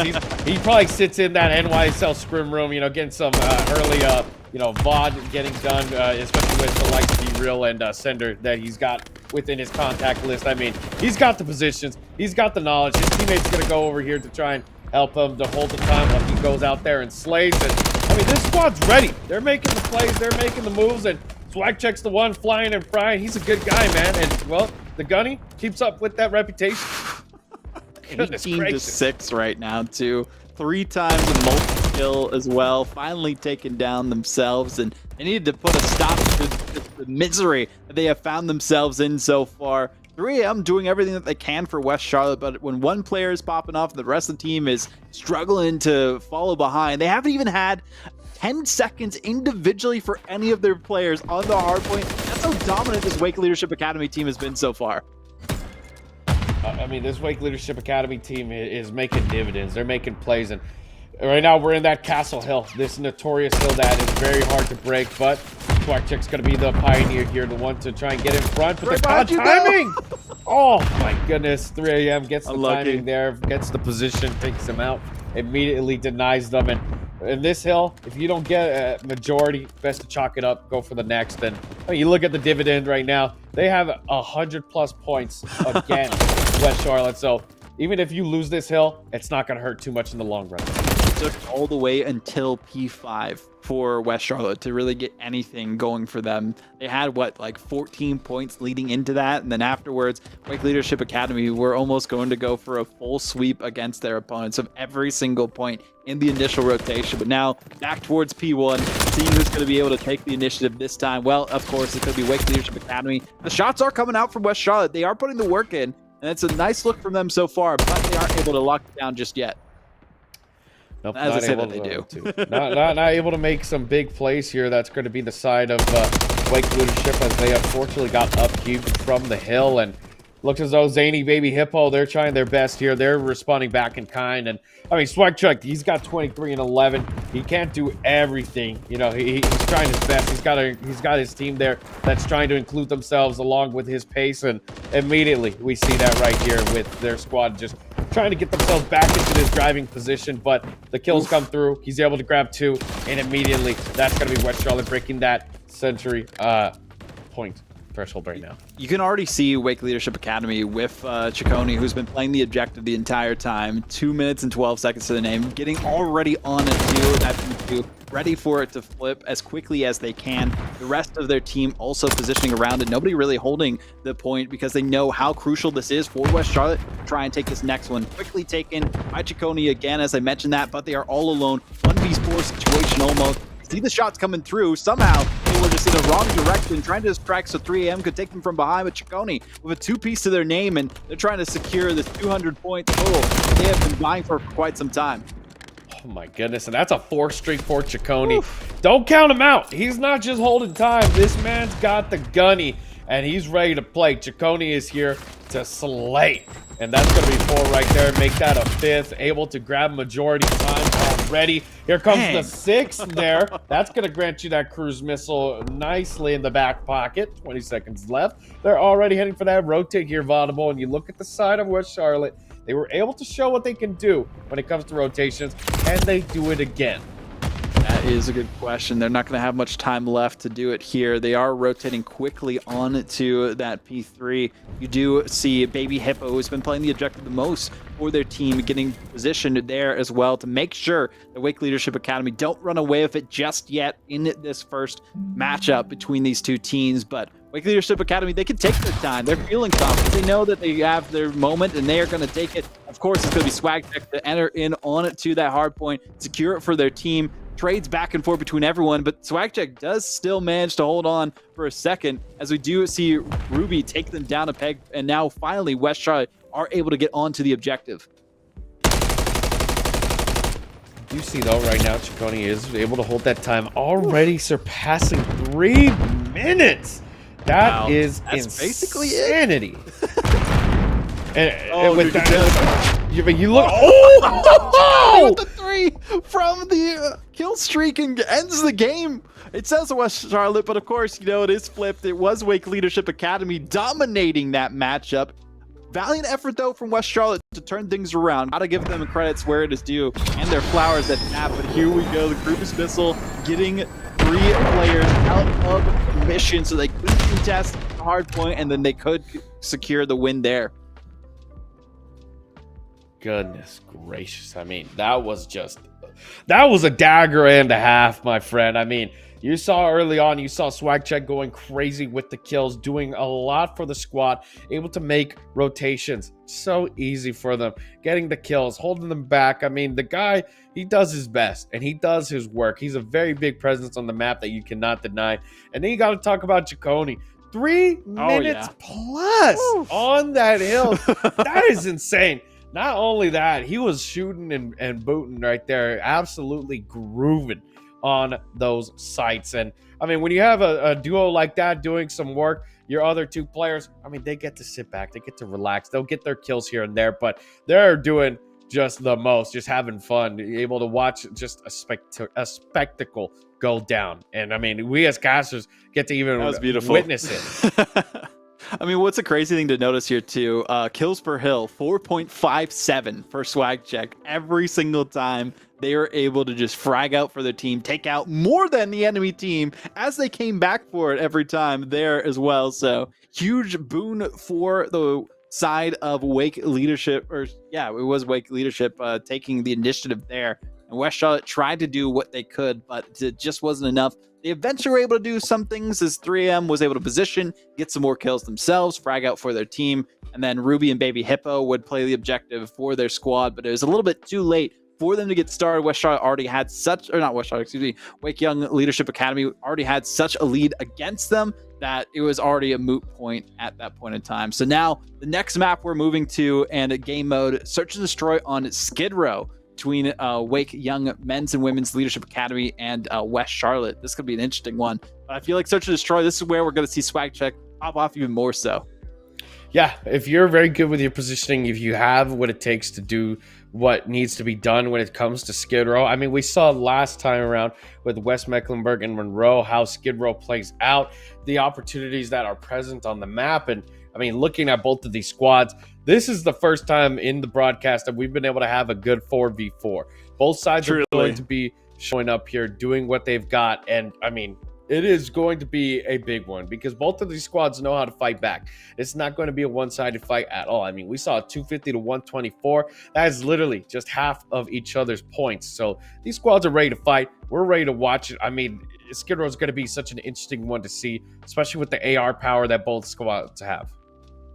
It's going to be insane between these two teams on Skid Row. I mean, we saw Skid Row hardpoint before. Now we get to see it here instead on Search and Destroy. See two sides of the same coin. And then depending on if we do go to that third map, it will be Invasion again for Control. So that's going to be interesting if we do get to that point in time. And I could see it potentially happen if 3AM is able to frag out during the Search and Destroy for the side of West Charlotte. They're the one that seems to be trying to go neck and neck with swag check on the other end. Really haven't seen too many players step up to the plate for the rest of that squad. So we'll see what happens, but they are resetting the lobby, as we'll get into that as quickly as we can. Yeah, hopefully so. With that reset, we'll be taking a short tech pause. So we'll be right back, ladies and gentlemen. Don't go anywhere.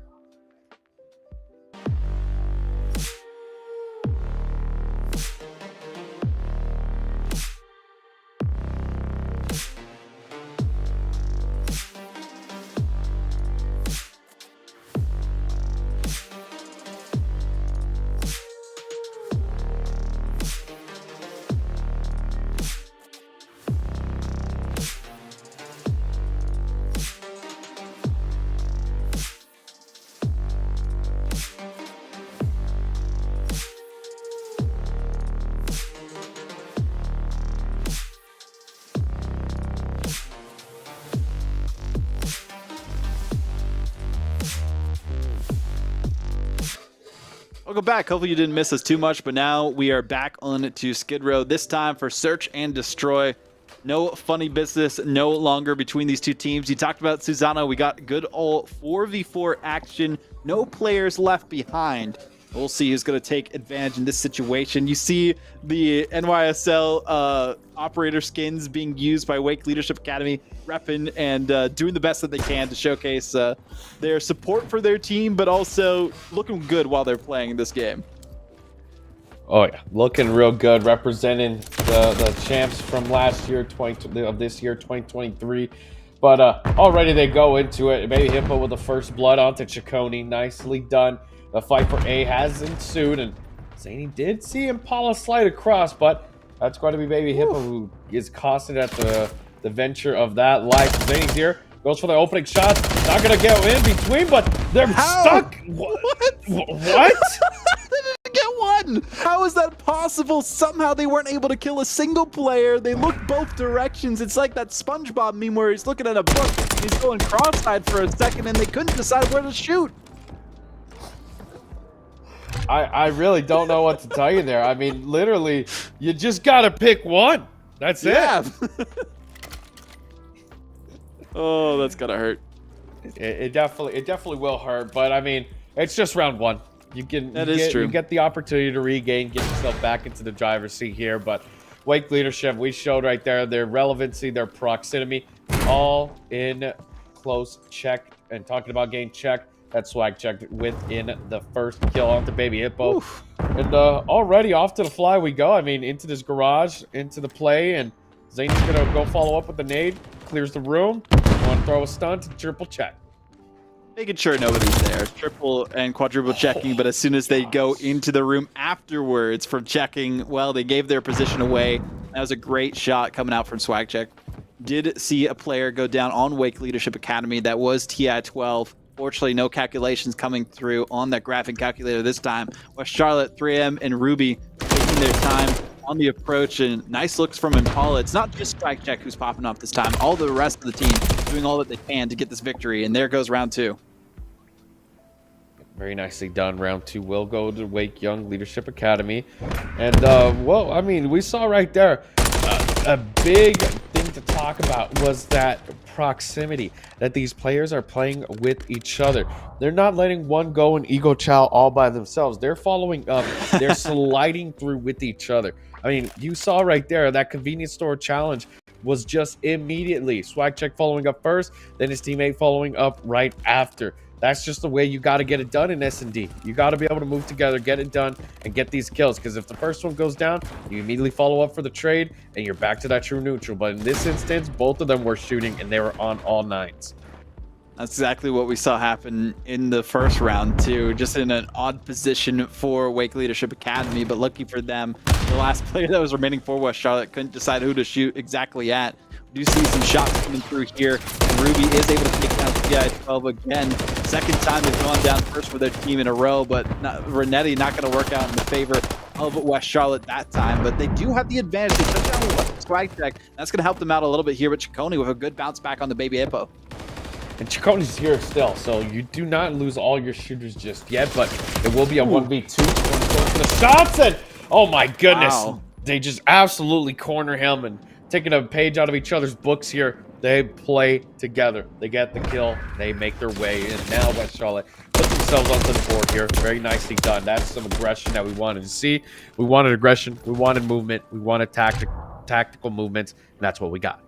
That was a good look, too, from 3AM. They saw that the shots were coming through. They went into the hallway instead, got a better angle on the position because they knew their opponent had to go for the kill on that play and the finish off. They knew that they were maybe 1 or 2 shot at that point in time, and that's exactly how they baited them out to a better position for them to win that gunfight. So good heads-up play from 3AM to get their first kill, actually. I was saying going into this one, 3AM might be the one to look out for, but Ruby Hoshino and Baby Hippo have been carrying the torch for the most part, but on the other end, Swag Check, who else, doing really good for themselves. With TI-12 going down every single round first in the last 3 rounds for their team. I mean, that's your first blood player, trying his best to be able to get into that instance, but not going to be the case here. 4-2 now. Ciccone, Swag Check, the duo you want in this instance. Swag Check immediately grabs the first one. Ciccone and them slap hands, go across, high five, swap places, tag out. Looks as though they're gonna roll together here towards this A. Immediately though, they're gonna run into Baby Hippo, and it looks like Ruby Hoshino as well. So we make our way through, and it looks as though that might be a bit of a feint play, and go towards this B, which is currently unguarded. That's a wise decision. They're taking their time. They know that they can play the objective and bait out the other team afterwards. And eventually, if they can get the shots through like they do for Swag Check, that's going to look really good. 2-on-1 situation, but no, Swag Check gets taken down. Instead, Ciccone now 1-on-1. Them against Baby Hippo. The utility comes through instead, going for the bomb plant nonetheless, but it will be a win for West Charlotte at the end, taking down that last player. I know we didn't get to see that POV, but the final kill will give us that instance, and it looked as though that Baby Hippo was just able to find Ciccone in a much easier instance, and so Ciccone was not able to respond back. They go down, and so now it's a 2-2 true neutral. Wake Leadership have a lot on their plate to want to end this one in a 2-0, but West Charlotte, they're spitting back. They're fighting. They want to get back into this one, and they don't want to go down 2-0. So this is their opportunity to switch that narrative. TI-12 needs to not go down first. That's the biggest thing Wake Leadership Academy need to change. TI-12 going down so early has given West Charlotte so much more breathing room, so much more momentum and confidence afterwards in those last 2 rounds. I'm liking the slow play, though, from Swag Check, making sure that they don't move forward. And again, Impala going down this time. Ruby has been so consistent with those first floods. They know every player on the other team is in that corridor, but no, they're going to be taken out from behind TI-12. So Swagchick does get one. There's two again as well. Now they're trying to even up the odds between these two teams. Oh no. Just Chaconi again. Chaconi's going to be your last man here going up against Baby Hippo and Zany, but it looks as though a bit of a stalemate has ensued. Baby Hippo knows where Chaconi is, sees the bomb, does not want to give up their life at all. So it will be a bit of some stun checks here and there. He might have stunned himself. Chaconi knows that he's got some presence here, but how he's going to handle it, that's going to be what we'll see within these last 24 seconds as he's now making his way over. He knows that he's going to have to defend this site. Has to go for a quick elbow check here to maybe C, but unbeknownst to him, it's going to be down at B, that bomb. I feel like with that much time passing, he had to have known that it was going to go to the B side, but no, it's getting baited out across the courtyard and will be taken down. Chaconi, unfortunate series of events for them, but 3 rounds in a row now for West Charlotte. What a good comeback after the first two just did not go their way whatsoever.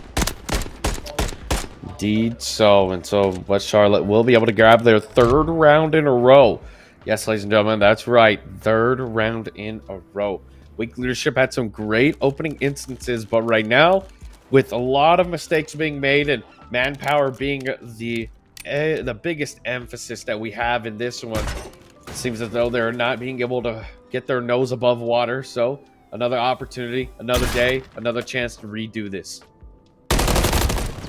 Oh, there we go. Finally, the first blood going to TI-12 instead, and Swagcheck getting one as well for Baby Hippo. 2 kills to start out this round, and the comeback to tie up this matchup on Search and Destroy. Again, got to get as many rounds as they can ahead of the other side. 1st to 6 wins between these two teams. Good shots coming through again from Swagcheck. That's 2 kills on the round, and there goes the completion. It will be Wake Young Leadership Academy finally stopping that monumental run that West Charlotte been putting on to tie up the round. Beautifully done. They stopped that narrative immediately. Cut it tooth and neck. Now, able to get themselves into this true neutral. Weak Leadership Academy has a lot on their plate, but so does West Charlotte. The gunny has been a bit of a pass around. Each side has had their moments where they've shined. The positioning has been a bit interesting, but both sides are showing us what they've got. They have the opportunities. They know that they've got the movement. They know that they have the manpower and what it takes. Last time we saw it, TI-12 wasn't going down in the first round, and so his teammates will come in. He does get some body shots, but no dice, no ice. They stay alive. Whew. So close, yet so far nobody going down. Well, spoke a little bit too soon. First cast curse of the day, as there is a grenade kill onto Impala that time. It's either Impala or TI-12 who goes down first every time for Wake Leadership. Well, speaking of the devil, they will be taken out that time. Baby Hippo, though, getting headshot by none else but Swagcheck. 2-on-2 situation between these two teams. Works out well for Wake Leadership Academy to take things slow. They are defending, but they don't know where the bomb is. It's still in the clutches of West Charlotte. Time is not on their side, nor the angle, but they win the gunfight. No, Ruby, you had to take them down there. Otherwise, I don't know how well Zany's going to pop off here. We shall see. Zany will have the bomb, though. Not too big of a problem, as that will be half the battle. Being able to retrieve that bomb, and so Zany might be targeting this A, but unbeknownst to him, across the other side, that's going to be Swagcheck. Shots confirmed. Positions compromised. Red alert. Someone's in Mother Base. Let's get this one rolling, as now Swagcheck takes down the verticality. Goes for the flank. Ooh. Grabs the kill. Goes for the defuse. And that's the 4th round for Wake Leadership Academy. It's hard to talk down about West Charlotte there because they had to go for that plant. There wasn't enough time, but they should have listened to the sound cues as they were arriving right behind them. Maybe they would have been able to turn around in time and get the kill if they had high enough sensitivity. But as you can see here from Swagcheck, they just got done playing the bomb. They just got up and they did not think of where that last player could be coming from, and instead got shot in the back. So 2 rounds in a row this time for Wake Leadership Academy. 2 more to go. Indeed, 2 more to fulfill that win requirement and the series win for this 2nd round within the pool play. But West Charlotte, you still have that opportunity. You're just down by 1 round. Basketball coaches coin it best, playing while under. And, well, they're going to be trying their best to play while they're down here into this pit. But Swagcheck, nicely done, checks the door. TI-12 gets the first blood. Things are looking good. great start for Wake Leadership Academy to try and shut things down. A little bit of a team interference there for a second, but Impala gonna brush that off. I'm back on to the A-bomb site. Here's the sound cues from the other team running around, trying to find exactly where they are, but looking out the window, no, they're right to your right side, but they don't know that. And wait, did a player take out one of their own teammates? No, Ciccone, only one remaining, gets the bomb planted, but that's not going to really help them in a 1-on-2 situation. As I say that, though, they do get one down. Now it's 1v1. 1v1 here. You can't give up the bomb exactly, but Zany could potentially just play this one smart. Shots are going to go through the door. These nefarious doors. Gets the stun check. Goes for the nade. You got to just play smart here. That's exactly what's happening. They're sliding back and forth. Ciccone knows he does not need to give up his life. 15 seconds left. Goes for the shots. Stops the defuse. And he's playing smart. And even gets the drop shot kill. What a clutch play by Ciccone. The most clutch round we have seen so far today in Search and Destroy. Gets the final kill. Right time. Knew they'd have to go for the defuse check at some point, but it wasn't well enough. Waited patiently in the alleyway for their opponent to meet their demise. Bruce Wayne's family style as they do go down. Oh boy. A difficult one at that, but still. Wake Leadership, they get themselves here 3-5 now. Looking to make the move into this one. West Charlotte are playing still down now at a match point. Wake Leadership have every opportunity, and it starts with Swag Check with the 2-piece right here. Zany gets taken down. Last man left, and it's going to be a big one as 3 AM gets caught in the alley, and Wake Young Leadership Academy advance on with the 2-0. What a quick finish there compared to our back and forth battle we had in match number 1. Wake Young Leadership Academy played in the A-Stream matchup too, where we got to have the coach from NYSL on the broadcast there as well. But Swag Check, they said business as usual for them. They took it in stride and was able to help their team. But it wasn't just them, right? Ciccone did some amazing work for their squad to get the victory here. Yeah, beautifully done. Immediately from the get-go, Wake Young were able to do a lot with the map. They had a lot of good positionings. They were playing together very much early on. You saw really quickly just the pacing that this team was on. They were on that duo time. They were working together, getting the job done, making plays. You saw immediately, I want to call out as well, a big shift in the energy when we saw TI-12 no longer focusing on grabbing those first bloods and being much better when keeping himself centralized with the squad. Once we saw that, we saw a clear change in the energy, and word to Jalen Hurts, they were getting it done. Huge change-ups in the strategy between both of the teams. I like the adjustments, but once Wake Young Leadership Academy were able to stay alive a little bit longer for both Impala and the side of TI-12, then it was a different story from then on out. Of course, got to give a shout to our MVP in that matchup, which was Swag Check. What was that? 18 kills to 3 deaths in Search and Destroy, and then 35 and 16 before that. To say that the MVP, I feel like, is an understatement after that, Susano. Yeah, I'm hoping to see him more in the bracket play as we go on. The kid's nasty. He's real good. He's a good guy. I've been able to kind of interact with him a little bit on social media, and he's a real good one, and excited to see where he goes. He's very young at that, and man, the gunny's just already there. So exciting opportunities for the future for him. So with that, ladies and gentlemen, we're going to be taking a break as we get ourselves into this next matchup. We finally end on time here, Vaudable. So we'll be taking advantage of this one to get ourselves back on track with the schedule. We'll see you all in just a bit.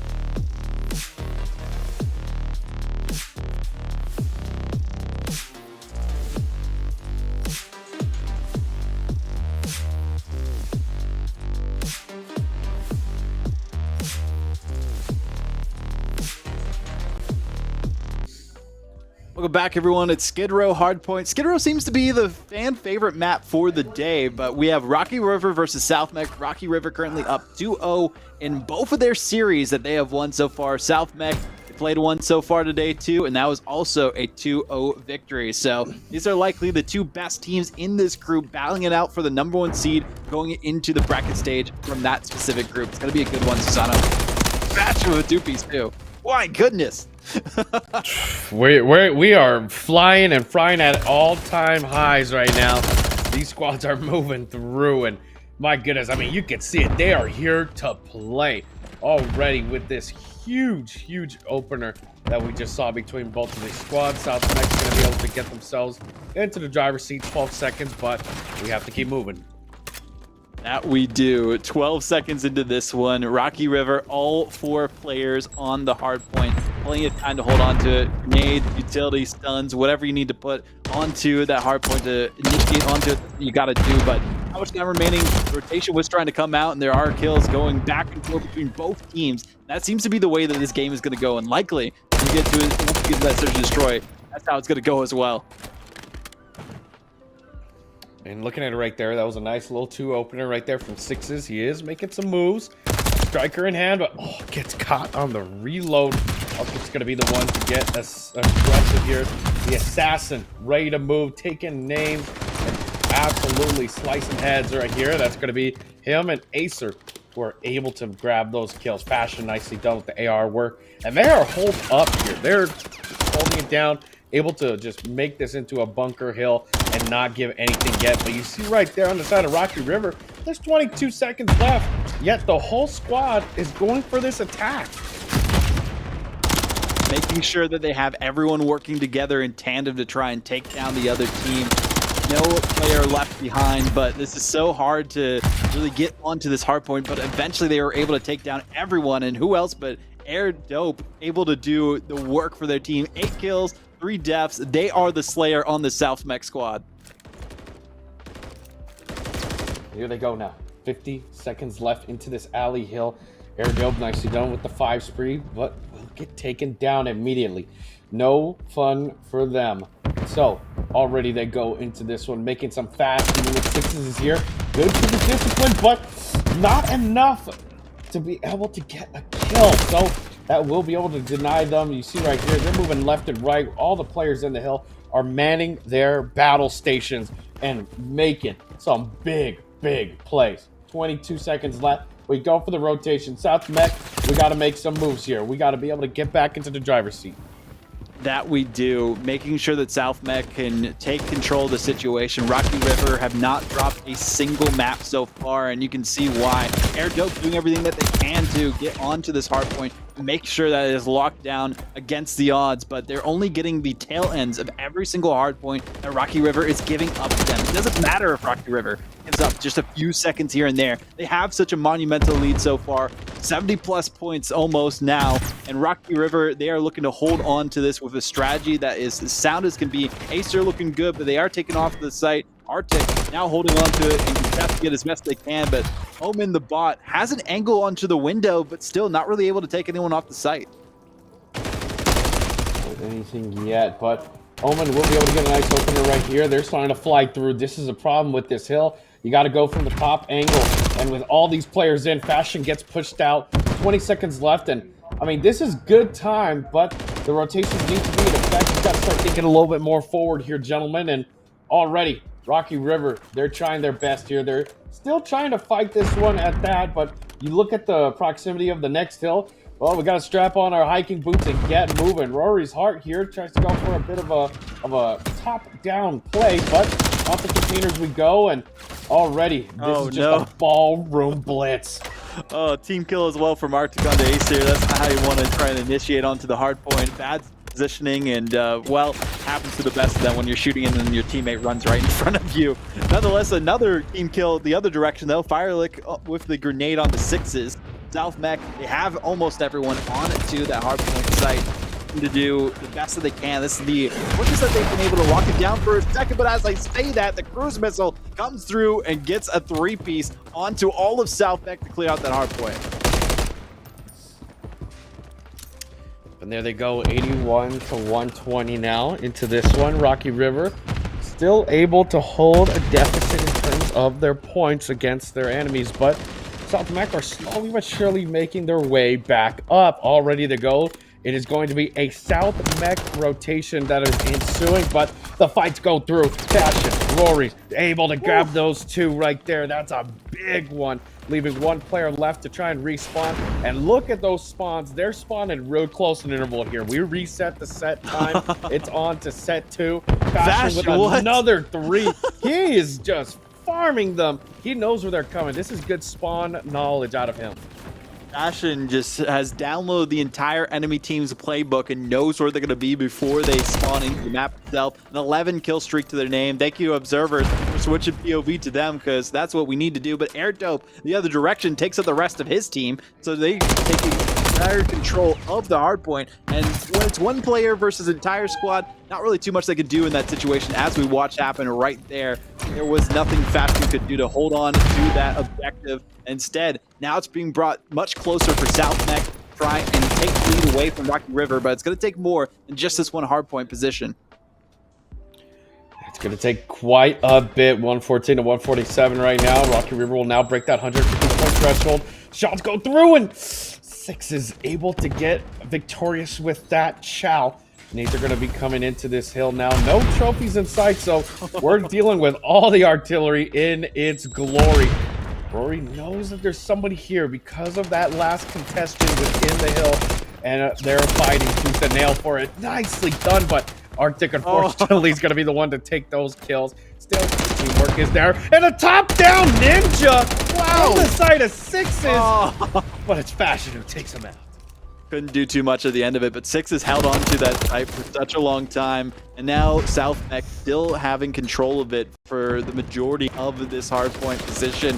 Working out well enough for South Mech to bring it closer to Rocky River. Even though Rocky River did pass that 150-point threshold, it has not been a consecutive lead for them time and time again. South Mech in these last few points have been able to take advantage of the situation, even though Fashion has been popping off with those kills. 38 to 11. The kill streaks have been interrupted time and time again by South Mech, and I'm loving the teamwork I'm seeing from South Mech. Rocky River need to step back specifically up a little bit.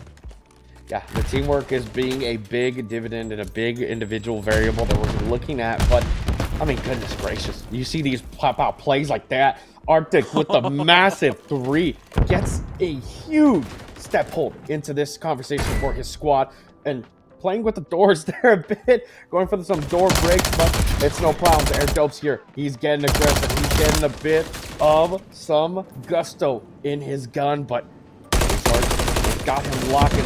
This is just good contest time. They at least stopped him for a good 5. Shots go through. They're able to stop them now, and it's looking closer and closer to being that 200-point threshold. Acer being that last one here, but look at that rotation. It's going to be Omen who's got this one unlocked. Rocky River doing everything that they can to make sure that they were able to take full control of that hard point, get the lead to be strengthened as it was previously, and make it that much more difficult for South Mech to do anything. But as you mentioned, South Mech quickly were able to reposition, get onto the next hard point position, and make sure that they could hold on to it as best they can. But as I say, that Arctic is cleaning up the work. But as you see, 4 kills from South Mech, each individual player, team wiping Rocky River, resetting things as they take more control of this hardpoint here.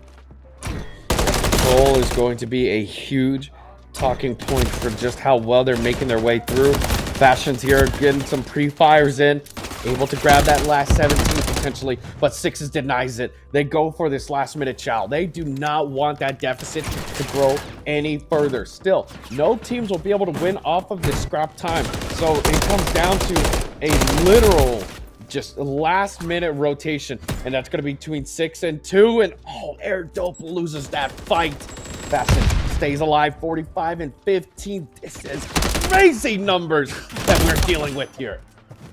Insanity being put up by Fashion so far, but it's still not enough to secure them the victory, with the rest of their team lagging behind aside from Arctic. We are seeing Fashion put up even more numbers, getting close to a 50 bomb, and it's not even close to being over just yet. Still a bit over 2 minutes, and 50 points still remaining, plus some for Rocky River to get a victory. Arctic able to use that cruise missile and take out two, keep the hard point pressure off of them for a few more seconds, which might be all they need to confidently take P5 and rotate on to P1 as soon as it's available. But Southmet need to quickly shut things down here. Otherwise, Fashion, even taking out one of their own teammates, is still going to rack up these kills. Nobody is safe when Fashion's iron sights are open, and oh my goodness. That's a 9 streak right there, breaking the 50-point threshold on his own kills. This man is building the resume equal and comparable to John Wick here, man. These are just some crazy kills. He's flying in, he's frying, he's getting in and out of positions. This is truly the work of the Continental's finest with these massive kills as he breaks the 13 almost to the 14.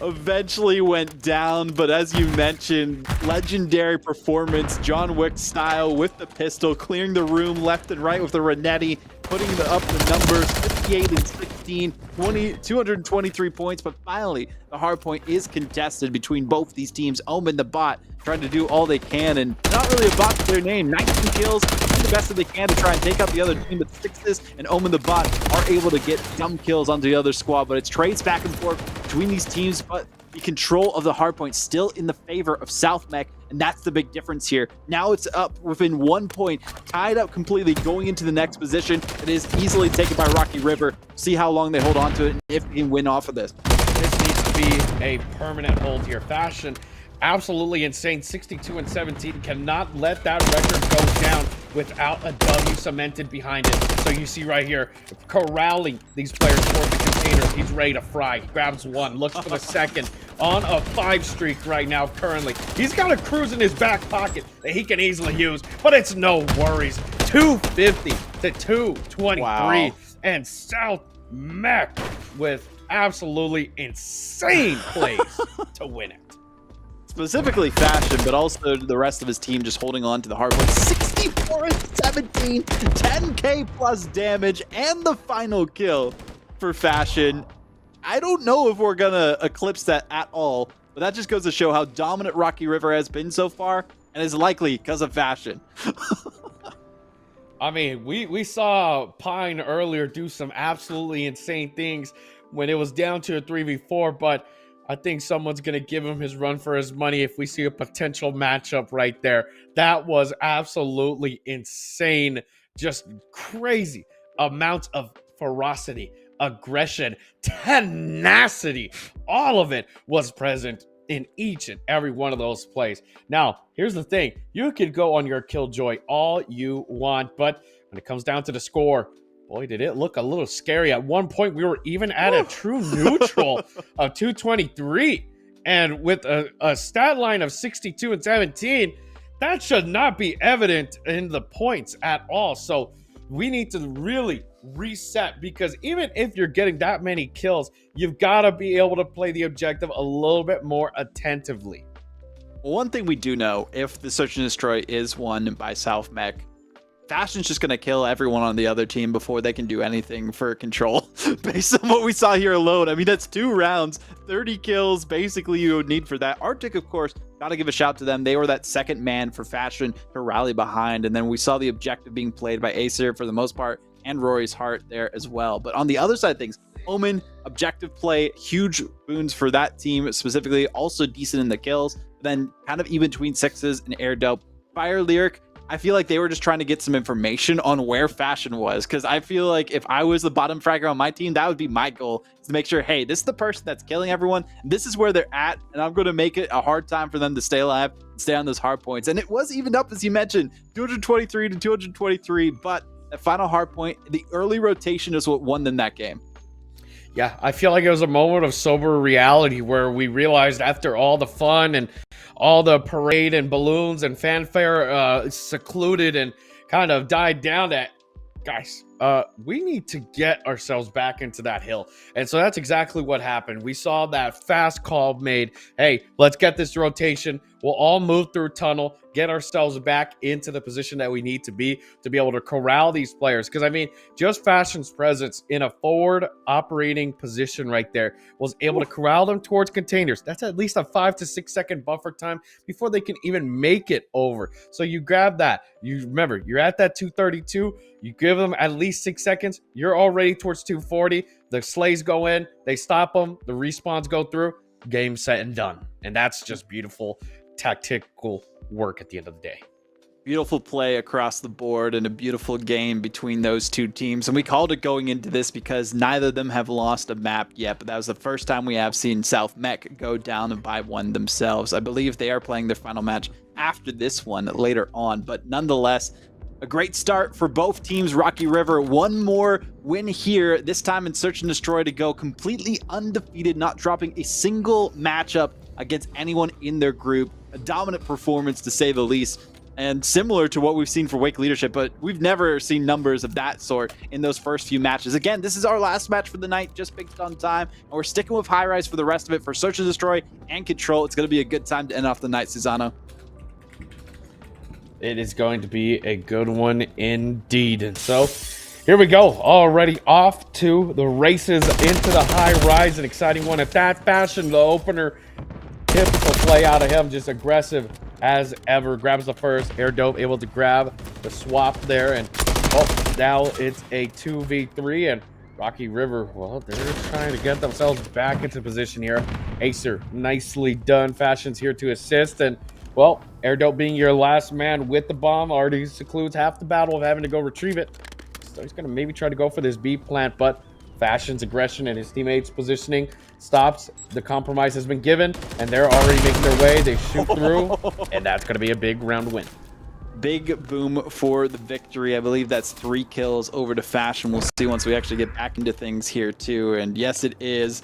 The tank destroyed. The shots came through. The explosion as well. And there goes the physics of the body just going flying afterwards, pirouetting in the air as they are taken down at the end of it. 3 kills for Fashion. And, well, we can see why Rocky River might have been able to sweep the rest of their matches.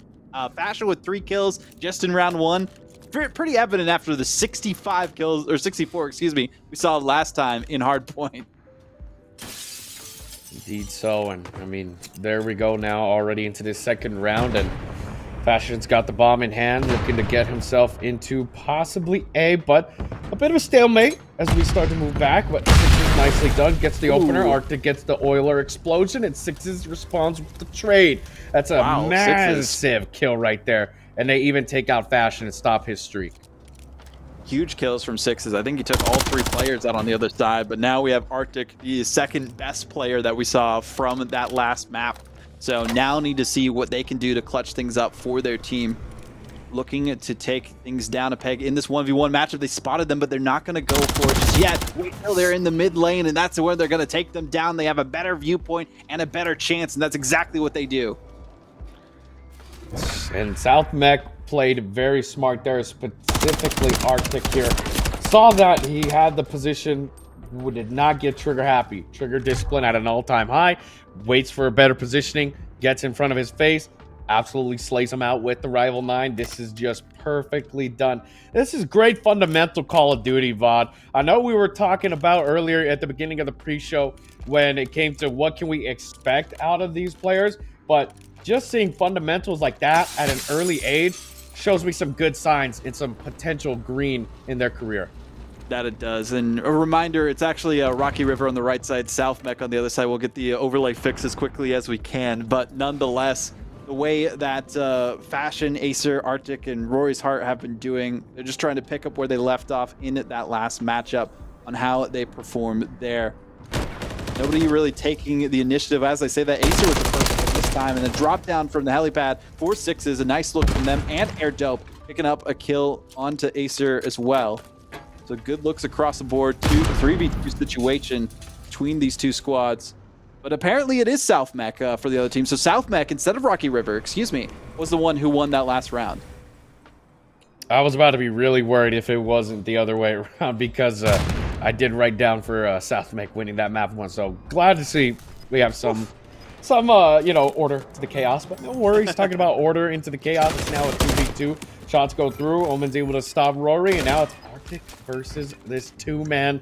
South Mech potentially losing their first round here, so we'll see what position he gets for them. There goes the first.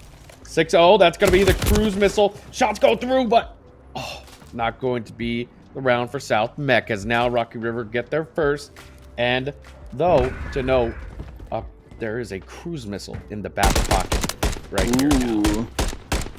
That's going to be a huge thing to worry about, too. And South Mech, talking about them, I was talking about Rocky River, how, if that was their victory last round, it'd be huge for them to just go undefeated. I think they aren't undefeated now, Rocky River, because South Mech did win that last map. So South Mech looking to be the top of their group, and they would undeniably get it here if they take down Rocky River, who have gone undefeated in their first 2 matches up to this point in time. So South Mech look to go 2-0. Pretty good for them so far, but they weren't able to win that last round. I'm liking Fashion's flanking here.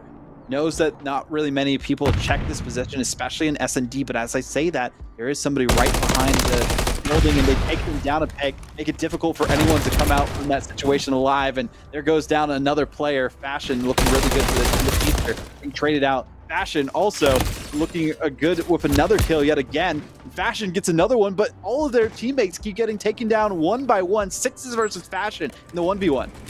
And there's potential for an ace for Fashion, so it's within his right to play this one smart, not give up too many angles, but rips him off the heady, and that's going to be an ace. Nice to see there. Another win by South Mech to get this. Fashion hits the kill, spins around, feels confident after that. 7-2 so far in these first 4 rounds. What a play from Fashion. A beautiful play at that. I mean, the aggression, the positioning, the verticality, it was all present within that just movement, that drive, and he got it done. So now 3-1, halfway to their victory potential is going to be South Mech now, and looks as though that Fashion also may have here very soon a cruise missile in his back pocket if he plays this right. But already we see some opposition from the top, and it's going to be Fashion almost losing his head with this one. Dangerous. He wants to get that kill streak going so that he has some options available, but Arctic using a cruise missile of their own to take out 2 of the other players. Good look for South Mech, trying to secure this victory in this round. Back up their teammate too. Shots coming through. The peak comes forward as well, but wise not to overextend in that situation. Bomb is in a good spot. And a good shot as well from Arctic to take out 6s. Only Air Dope, MVP almost of their team, still alive, takes down 1. Fashion v Air Dope. This is a good matchup to watch. Yeah, this is going to be a good one to really set the precedence if Rocky River can come back, but looks as though Fashion's going to be the one to make the positioning play, and gets the back end of Air Dope, and will be doing some dance moves on him, sliding through him, no problems at all. And well, now Fashion waiting to the last few seconds. Just needs to hit this defuse. Don't know what's happening here. I guess he's waiting for his dead silence to kind of gain a little more, but all good though. South Mech now 4-1. A nice clutch yet again by Fashion to win things out. That's 3 rounds that they've won out for his team. Arctic clutch the second one, but as I talked about that, we saw the cruise missile that really took out half the team of Rocky River in that round, so not much that they could really do there. Fashion really 1 kill away from their own kill streak as well, so curious to see if they'll be able to get it. I feel like they will from what we've witnessed so far, but all eyes on Rocky River to see how they bounce back. Prior Lyric hasn't gotten a single kill so far, neither is Rory's Heart. Curious if they will before the end of this match. Curious as well, but curious is what killed the cat here, and that unfortunately was Rory, and 6 is here to get aggressive, but Arctic able to respond back, getting his 10th kill now. Able to overshine here. Acer with the assist as well with another kill, and well, it's a 2v1 now, and Omen's your last player here. Trying to find some sort of relevance, but he might be able to get Arctic, but oh no, scattered shots do not grant him that. And I mean, that 60-round mag, you got to put to use somehow. Yeah, spray and pray as best you can, but maybe it would have been better to break the glass and then go through at a closer angle to secure that kill. Nonetheless, going towards the B site. I know they have to get the plant down sometime soon, but still in an odd spot. as it will be on the other end of things towards the A site. Now we see South Mech just holding it down as best they can. Acer and Arctic waiting patiently, camping it out because they know that the defuse has to come out at some point. But I like this maneuverability on the crane ways from one end of the map to the other towards the helipad. And he's somehow right on top of the player, notices him, and gets the kill. So lucky that he went that direction and botched the jump initially. Not much time, though. No, not much time at all. And Acer just needs to stay alive. And, well, that's going to be the guarantee for the round, even if you lose your life here. So, no time to defuse. We'll still go for the futile attempt, and the explosion delivers that match point now. As South Mech are up 5-1. So smart for them to get the bomb down as quickly as they did as well. Notice that the last player alive was in a bad position, then the bomb explodes, hitting technically the final kill that time. Always funny to see that happen. The ragdoll physics come through. South Mech 1 round away from sweeping their first 2 matches of their group and being the top dogs going out of the group stage as long as they win that last round without dropping a single map. We'll see if that happens later on in the group stage as things are updated throughout the days of competition. But this could be our final round of the night here as well, Susano, if this is won by South Mech. Indeed so. And, well, here they go now, ready to cement their legacy that is continuing to be written. Fashion, nicely done with the movement, grabs his kill. Oh, no! Rory's heart. He wanted one kill so badly. Rory's heart lost the round for them. No. Oh, that's gotta hurt. I said it could be the final round. Rory's heart's like, no, we're not leaving until I get a kill. Kills their teammate, loses the round for them, and Fire Lyric gets their first kill the other direction. They're just having fun making sure everyone's getting involved, I guess, but that's not the way you want to go down. This could be potential for Rocky River to turn things around. My goodness, I mean, at the end of the day, you know, you still have a lot of rounds. Yes, you do, but, you know, some class and some, you know, professionalism to try and maybe end that round. But unfortunately, a mistake is what's going to be the end of that round. But no worries at all. Fashion gets his opener. Able to get out with his life. Throws the Semtex. Arctic off screen. Able to find the second. Now, 2-4. Shots go through. The regain is in. And it's a 4v1. He knows where he's at. And that's going to be South Mech with a 6-2-2-0 victory in the match. MVP this time, Fashion, 100% from what we just witnessed. I feel bad for any team that is going to face off against South Mech squad in the bracket stage. 12-3 after the 8 rounds that we have seen so far. Amazing performance from them. 1.5 kills per round. Arctic, though, 13-5. It wasn't just Fashion doing the work for their team. Both players coming alive at 6s, trying to carry as best they could for their team, but the rest of the squad not really able to do as much as they would want to there. So unfortunate to say the least, but still some great matches that we had today, Susano. I mean, what was your favorite one out of the 3 that we got to see? Definitely this last one. That HP was so mixy and had so many great kills. I mean, it was just a joy to watch. Even if you were coming in from a casual perspective, to see that many kills, 62 kills, not even counting engagement-wise at that. That was just a beauty to watch. I mean, that was great to watch here, to be able to see as well, you know, Swagcheck's performance is in that first map of Hardpoint. He did really well, had some really good positioning kills, was able to make good rotations. Just the knowledge that we got to see within those 2 Hardpoints was absolutely great. Some amazing performances across the board from these teams today. And this is just the first day of qualifier competition. Tomorrow we have some more group stage action that is to come. We had some back and forth, some teams that even had a player down, bringing us all the way to 3 maps to get our first feature for Control. But the rest of it was pretty one-sided affairs from one team dominating the other. And it's just going to show that whoever's going to raise that crown at the end, the $8,000 prize pool at the end of this journey through Call of Duty for VESL, is going to well and away deserve it over the rest of the competition. But Susano, any final thoughts from you before we send things away and get ready for tomorrow's action? No, it's been an absolute pleasure to be able to cast this with you, Vaudable. I mean, we saw some really good Call of Duty. We came in with the precognition that, you know, we would be just being objective observers to this level of competition, but we were given an absolute treat. I mean, the 3v4, the appearance of Swag Check's team, and then immediately with the battle that was that last series between Rocky River and South Mech, we were delightfully entreated to a good night of Call of Duty. And as casters, that's the most that we can ask for right there, and it was very much delivered.